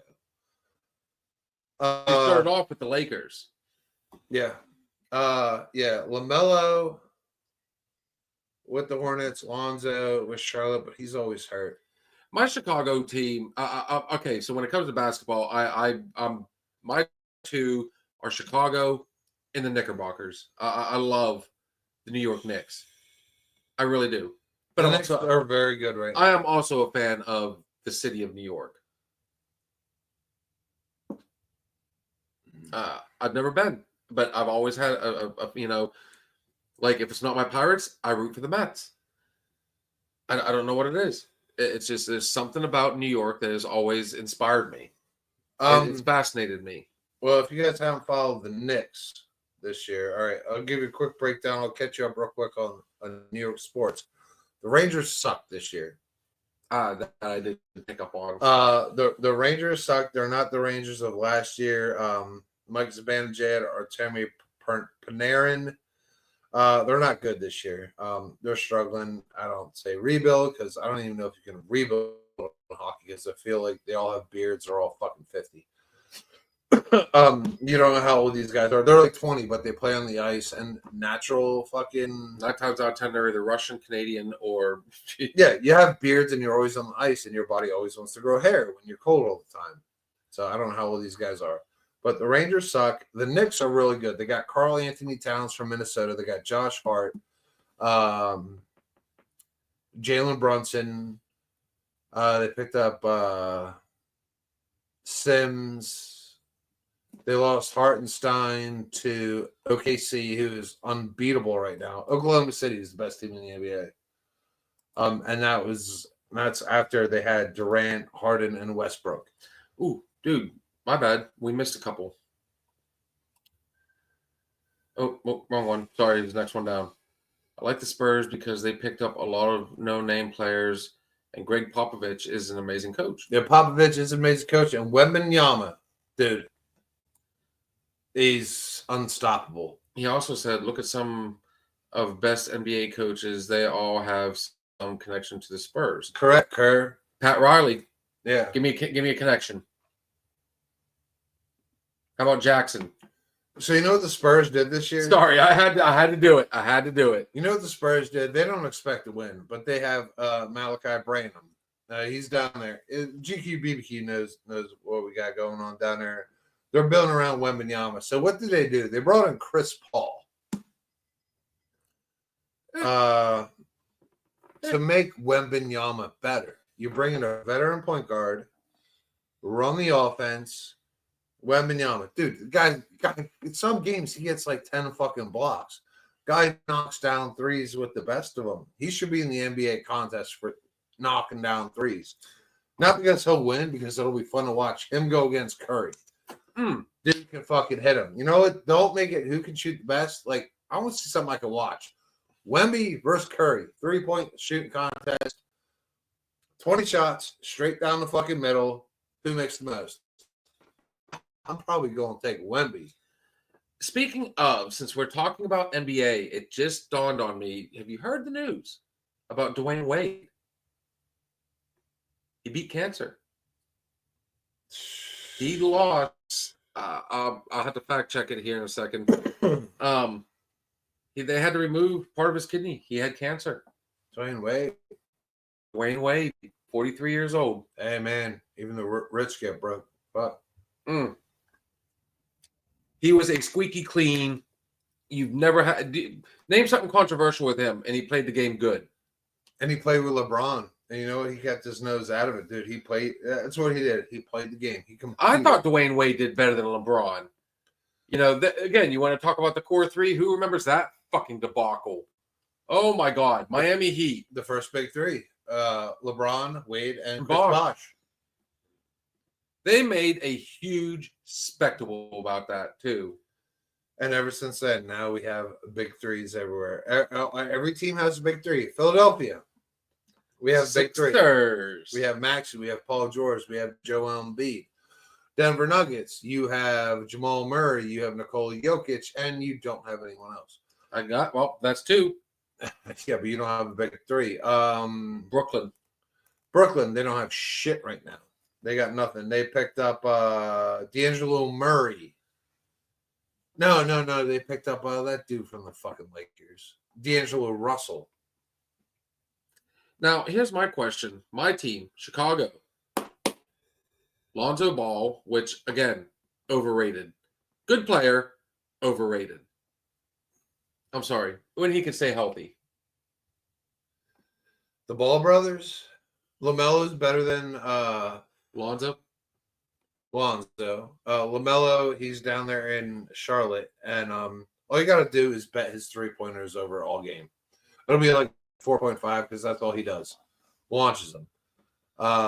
Lonzo, he's always hurt. The other Ball kid, he's a fucking rapper. And you know who's paying for that? The brothers. He's not good. And his name starts with an L too. That's all right. The Watt brothers, other than Derek, they're acronyms. You got TJ, you got JJ, blah, blah, blah. Back to football. I don't know. NBA for me, it's been really hard to watch or stay into. Again, I've said it multiple times. You know, us growing up, dude, you had heroes. You had posters on the wall. You would rip those pages out.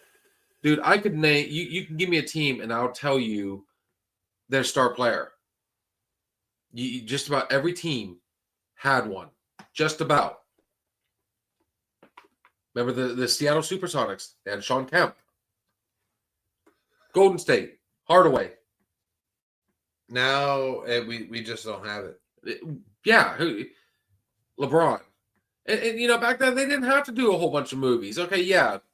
You had Space Jam. Then you have Space Jam too, because LeBron, you had to take Michael's movie. Oh, Jesus. Just say I got pissed. So, I mean, for me, it's really hard to stay into basketball. I'm more into college basketball. And now that football's over, I'm starting to get more into it. My youngest, she is really starting to get into basketball, really enjoying it. Unfortunately, she fractured her finger in 2 different places, so her season's over. But even my oldest, Connor, before he truly got into, you know, wrestling and everything, his sport was his 2 sports were football and basketball. Before football, it was basketball, and for some reason, he was I don't know if he just liked the colors or like the team, you know. And this is back when they were non-existent. He liked the Charlotte Hornets. Remember the Charlotte Hornets starter jackets? Yes. Everybody well, what was fun was, like, I mean, oh God, you want to bring up starter jackets? Everybody had the Hornets. They had, you know, when it came to hockey, they had, you know, well, I mean, it didn't matter what sport. Everybody had to have starter jackets, but they were favorite ones. So yes, the Bulls was one. The Hornets, like you said. If you went to hockey, you had San Jose. Everybody liked the Sharks. Came out. They were the new team. Atlanta. Everybody liked that red and black. But the starter jacket that you had commercials, it was starter. Oh, if you didn't have a starter jacket, you were like the poor kid. And if you had the starter jacket, you were the rich kid. Yeah. You know what I never had? I never had a starter jacket. I didn't either. I didn't have starter stuff until it finally started to drop. I went to James Way and I was like, yes. Yeah. Let me get that in a pair of voids. You know, it's just like Fila.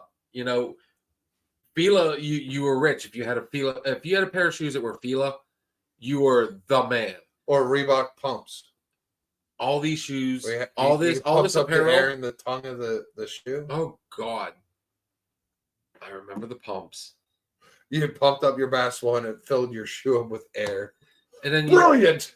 you know what's fun? Now, all this apparel, you can buy at Walmart. Yeah, and one And one. was huge. I've never known and one outside of Walmart, though.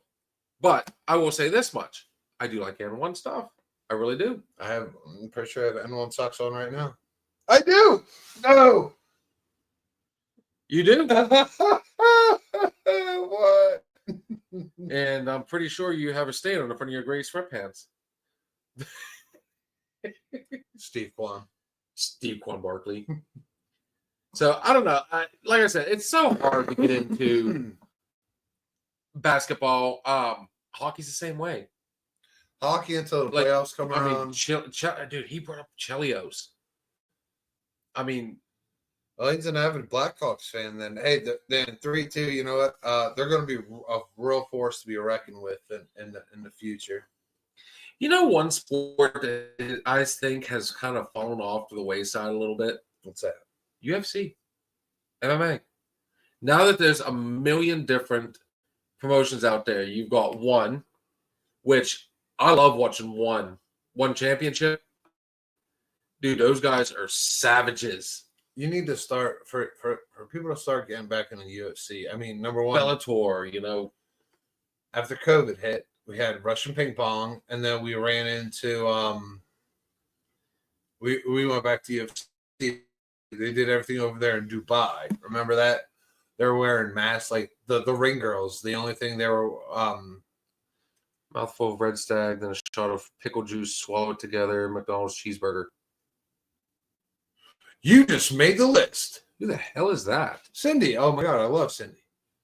Me and Cindy have drank many beers together. So we drink Red Stag. Well, Cindy's Shuff Stall? Shit Stall? Shit. Yeah. Fuck it all. You just made the list. Shot of Red Stag and a shot of pickle juice swallowed together, and it's going to taste like McDonald's cheeseburger. She said, try that.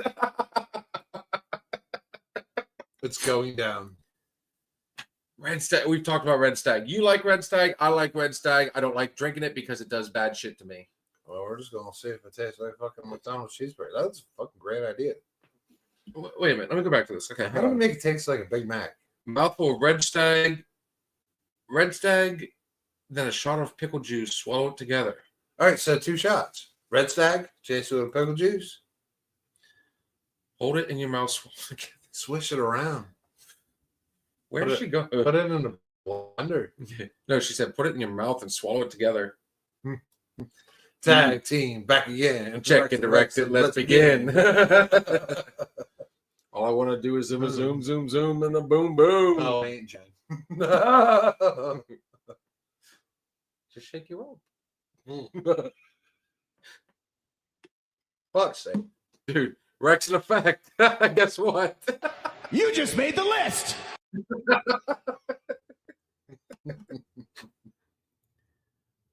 No. I mean, it's just what you do. We're doing it. We're swallowing pickles around here. Obviously from the stag. From the stag. I'm not held accountable from the stag. You know what? She said, put it in my mouth and swish it around. Well, I tell you what, Maker's Mark. There you go.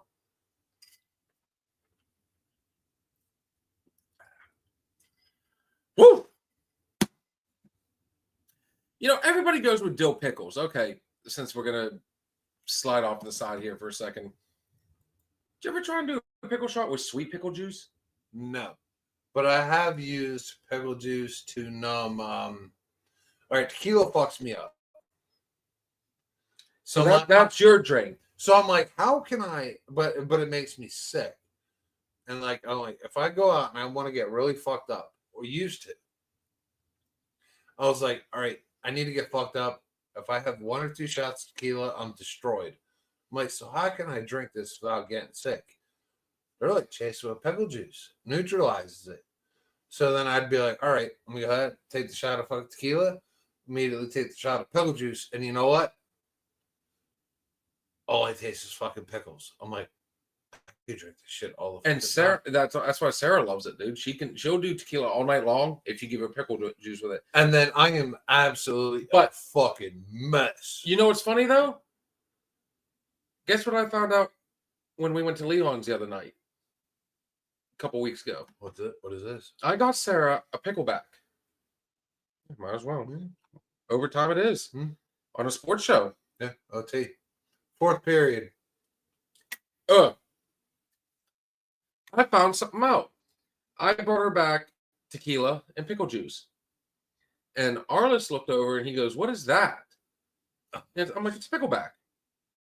And Sarah's like, "It's my my favorite shot." And he goes, I've always done pickle juice with Jameson. That's a pickleback." And I went, "That's a new one." And then everybody else around us was like, "Yeah, you do pickle juice with Jameson." I went, so apparently over in Ohio, in Pennsylvania, tequila and pickle juice is a pickleback. In Ohio, it's Jameson and pickle juice.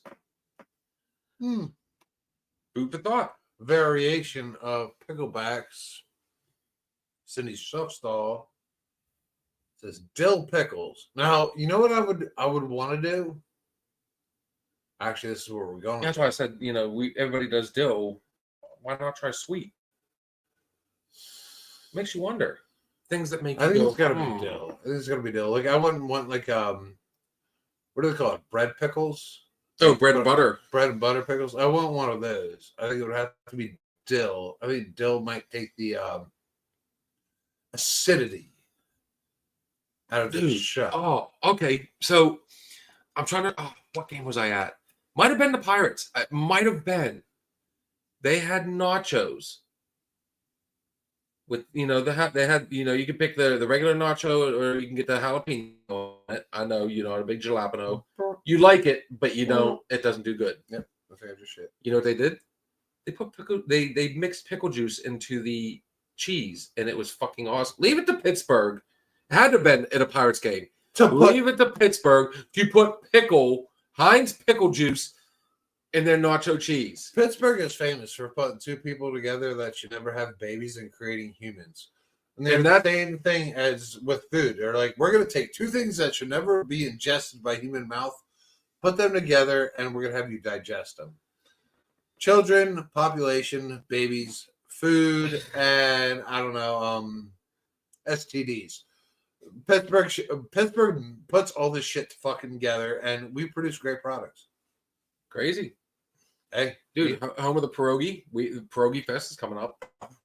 oh man, what can you put in a pierogi? Everything, apparently, everything. Dude, What can I've you yet put to in have a bad barbecue? pierogi. Everything. I've yet to have a bad pierogi. Now, here, since we're on to drinks and food, okay, it is sports night, so let's keep it sports. When you're at a game, what is a must in your hand while you're watching? Both food and drink wise. Foot long and an IPA. Do they even have footlongs anymore at games? Because the last few times I've been to the Pirates, it's always been just regular. I'm used to stadium dogs. We're talking footlong. They're like Real beef. 3/4 of an inch round, and they are loading it up for you, dude. The jumbo dog. It sounds like Pornhub. I mean, my God. Yeah. Nowadays it's OnlyFans. 3 inches around and loading it up for me. 3/4 of an inch. Hot two up. Yeah, no, either that or nachos. It's a must-have, but I have to go. What's one move in bed that makes a man go crazy every time? Oh, That you do? gotta give him that huck to and spit on that thing. You get me? Yeah, At the end is the best. but like if I'm paying $12 for a beer, I'm getting fucking tore up. I'm like, that's it. I'm doing 3 beers at once, and I elect for the IPA. And They're now like, they're which one? doing- I'm like, you're strongest. But see, the thing of it is, back when I was finally legally able to buy a beer at a game, at that point, like I remember seeing, when I'd go as a kid, everybody getting these fucking big mugs, big cups full of beer, the nachos came in like a bowl, like that. Like, I mean, dude, Oh, you can't get a draft. You can't do that now. You can't get a draft. At an NBA game, you can get a draft. At an NFL game, I cannot get a draft. Because we go around there, and now we have tap to pay. It's like swipe and go. It's like ID and fucking identity. And now at games, you have self checkout. I need Self fucking checkout. on. It's so much fun to talk to the vendor. Now you go in there. You go. I remember I went to a Cavs game about a year ago. You go in there. You grab beers out. You can only grab one per ID. That's why it's so important to have identification. You scan your license underneath. They verify the age. You scan the beer. Bink. And you're done. $30 right out the window on a Miller Lite. Fucking. And they just have one person just standing there. While everybody just filters through these lines. Getting these beers. Did I put this up here yet? Here, she says try it. It'll be your new shot. It's going down, Cindy. Hey, send that to my send it to my DM so I don't forget about it, man. I need it. Slip into his DMs. Slip into my DMs. Send it to me on Facebook so I don't forget when I go shopping whenever I can make it to a liquor store. It's still fun to go to the game. Okay, it really is. The experience, like, I mean, dude, my kid's faces light up. Kaylin is not even a basketball or football. Yeah, okay, let's go through all the sports. I gotta say hockey next. She's not even a baseball fan, but she will sit there just because. I mean, this is the professional team that you've watched on TV. I mean, that's the coolness of it. But the experience that you like, we grew again. I don't know, is it a COVID thing? Like, I mean, yeah, you can get Primanti Brothers in PNC Park. You can get Quaker Steak in PNC Park. I don't want all that though. I want the uniqueness. I want it back. I want you. You know, what is your what's the word? Everybody's got like a standalone thing, like their own. You know, like if I go to a park, I have to have this thing. Like I'm sure if you go to Philly, they would. I would imagine like going to a Phillies game. And any Philly game, you have to have a soft pretzel. It's not a cheesesteak. You have to have a soft pretzel. That's what but I was thinking cheese. I went straight to cheesesteak because I'm thinking they've got their own, you know, standalone. This is us. Nobody else does it. Philly's got their That's own what I want. Philly's got their own restaurants, but if you go to a game in Philly, you want two things. You can get it on the street. You can get it in the stadium. Yeah, well, in the stadium, it's marketed by big names, like which PNC, like you said, is now Quaker Steak and Lube. Oh, Quaker Steak and Lube. You know where I'm going? Quaker Steak and Lube. Right. Sure. So I want something unique. So you get this shit outside. Oh, wait for it. Not okay. Not Joe cheese. Not Joe cheese. So if I go to Philly, I'm getting some outside the park. I'm getting some that used to be inside the park, and now you kind of got booted out. I'm getting a Sabrett hot dog. A Sabrett hot dog. What is a Sabrett hot dog? Sir? I'm going to show you. Oh my God. Am I getting out of the fridge first? What is a Sabrett hot dog? All right. There are two kind of hot dogs in the world. There are hot dogs and there are Sabretts. All right, Bill's we're gonna be on live. I'm gonna bring my fucking grill over. We're gonna fucking do some Sabretts. We're gonna grill Sabretts right here. Oh, and we're gonna eat fucking all of them, dude. Sabrett hot dogs. Don't threaten me with a good time. Honestly, you're tugging at my heartstrings now when you talk about food and drinking. And a Philly soft pretzel. And the Philly soft pretzel, they don't come in one big pretzel. They come in threes. You break them off. It used to be $3. I have no idea how much it is now. Exclusive. That's what I was looking for. Exclusive. Yeah. I think every stadium, every team, every town should have something exclusive that you can only get there that they've only made. And if this Sabrett hot dog, it's you know what, we can't even. I don't think you can get them in Western Pennsylvania. It's an Eastern PA thing, like Tasty Cakes. Tasty Cakes. I mean, they're slowly making their way out here to Sheetz and shit. But have you ever had a butterscotch crimpet from Tasty Cake? Yes. I used to actually work for Flowers Bay, I was working for Aramark and we did Flowers Bakery, and they were constantly putting out the stuff. Tasty Cakes is one of the things that Flowers Bakery produces. Mm, Or am I thinking of something I different? just did it again. I'm telling you, I've got Audacity, dude. We're gonna make it a sound, Mm. and it's gonna be loud. It's gonna be. Yeah, no, but Pittsburgh. What do you guys have? Pittsburgh. Unique inside or outside the stadium? I feel like over the ages. Now that you brought a very good point out of everybody should have like their own unique taste. It's not the cheesesteak. If you go to Philly's got the card on Philly cheesesteaks. I'm sorry, it's in the name. But that's a food. That's a restaurant, man. I bet if you go to the stadium, if you go to Lincoln Financial, you're gonna get a shit cheesesteak. If you go to a diner, a little bit, maybe 20 minutes outside of Philly, Ambler, Ridley Park or something like that. Okay, what does Pittsburgh have over there in the Strip District? We still have the original Permane Brothers that has not changed, even though they've gone chain, and the chains have changed. But if I'm going to a game, Oh, I'm walking inside. There's got to be a street vendor. What does he have? What's he giving to me? I'd say chances are in Pittsburgh. If not, we're going to buy some street vendor equipment tomorrow. We're going to sit out there with coleslaw and French fries, put it on 2 pieces of bread. Nope. If we're gonna do that, there's got to be pierogies on it, because you can't go to Pittsburgh and not think pierogi. So Oh my god, we already Sauerkraut. trademarked it. Sauerkraut. Oh my god, barbecue like a pulled pork or something. With sauerkraut, French fries, Coleslaw, and a little bit of Heinz ketchup. pierogies on it. Just mash that all together. Make it like a shawarma. But the Pittsburgh Father. I'm liking this, dude. I'm not, I'm pretty sure we're going to buy a food cart. Look, she goes, pierogies. Bread, pierogies, coleslaw, Heinz ketchup, and Ooh. French fries, Pickles. and pickles. Oh my god.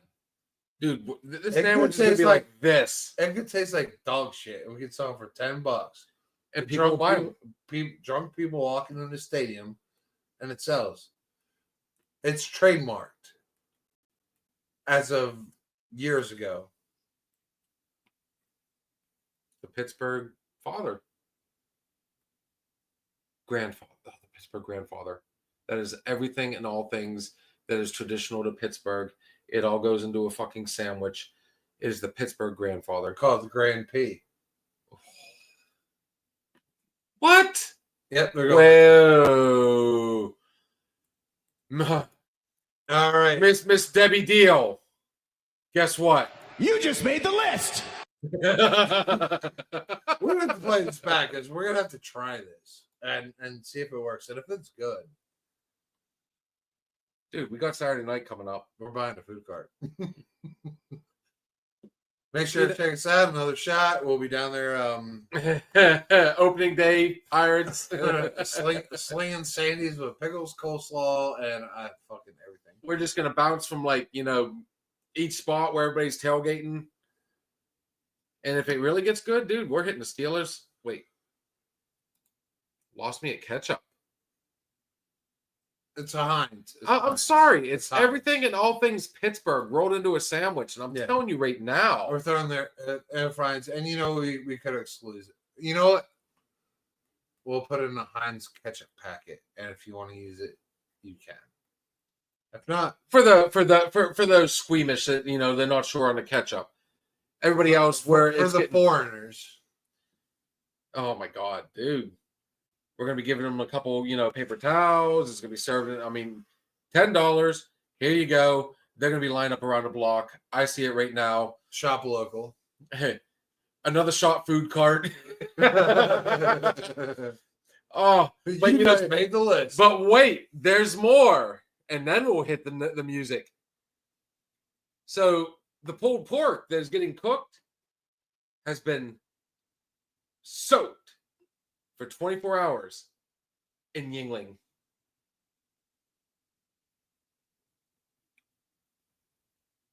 And on that note,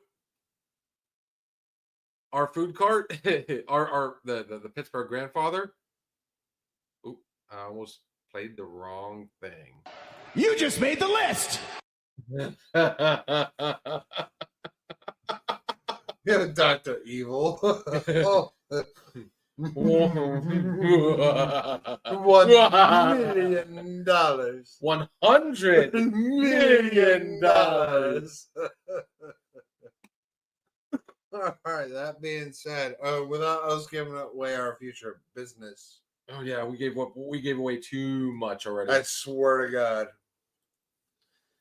fucking Musk is down there selling fucking Pittsburgh Grandfathers. I'm telling you right now, he's getting beat the fuck down. I don't care. Yeah, you're a dick, dude. Grandfather dick. Especially after what we just found out earlier in the show. Oh man, that upset me. I was super stoked. That's for a whole nother conversation, though. Not for tonight. Guys, this was fun. We've had a blast. We've done some overtime. Thank you, everybody, for coming on. Man, check us out again Sunday night for our Sunday night weekend hangover.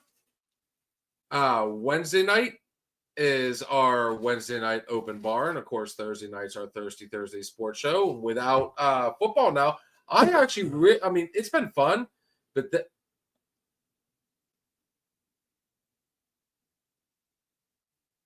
oh, do we freeze again? No, we did not. I froze because you just poured me a draft. Oh, you motherfucker. Oh, my mother. Check us out on our Wednesday night open bars. And like I said, now that football's over, we're going to really branch out there and start talking anything and all things football. Sports. Guys, I don't care if it's golf. I don't care if it's, GQ Barbecue brought up curling. Guys, we will figure it out. I mean, it's out there, man. Question, dude. I follow tons of shit. Sports Illustrated will soon be our sponsor. Yeah. European, German Bundesliga. Send us questions, man. I follow, dude. You know what I'm doing tonight? I'm smashing some Australian soccer and betting tonight. I'm going to sleep. I'm going to wake up with some money. Did you just full on went Napoleon? Yeah.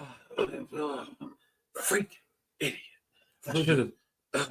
Tina, you fat lard. Come get some dinner. Oh, eat the food. I'm doing it. I'm betting some Australian soccer tonight. I'm going to sleep. Wake up. Put a couple hundy in there. Oh, dude, I'm telling you what, you said sleep. I am looking forward to going in, getting a shower, and I am crashing tonight. Guys, this has been fun. But before we go, keeping Grove City hydrated, one drink at a time. I almost forgot. One drink at a time, or one case at a time, however you want to look at it. Check out our boys over there, Grove City Beverage, located on Main Street in Grove City, Pennsylvania. The number is 724-458-4280. If they don't have it, they can order it for you.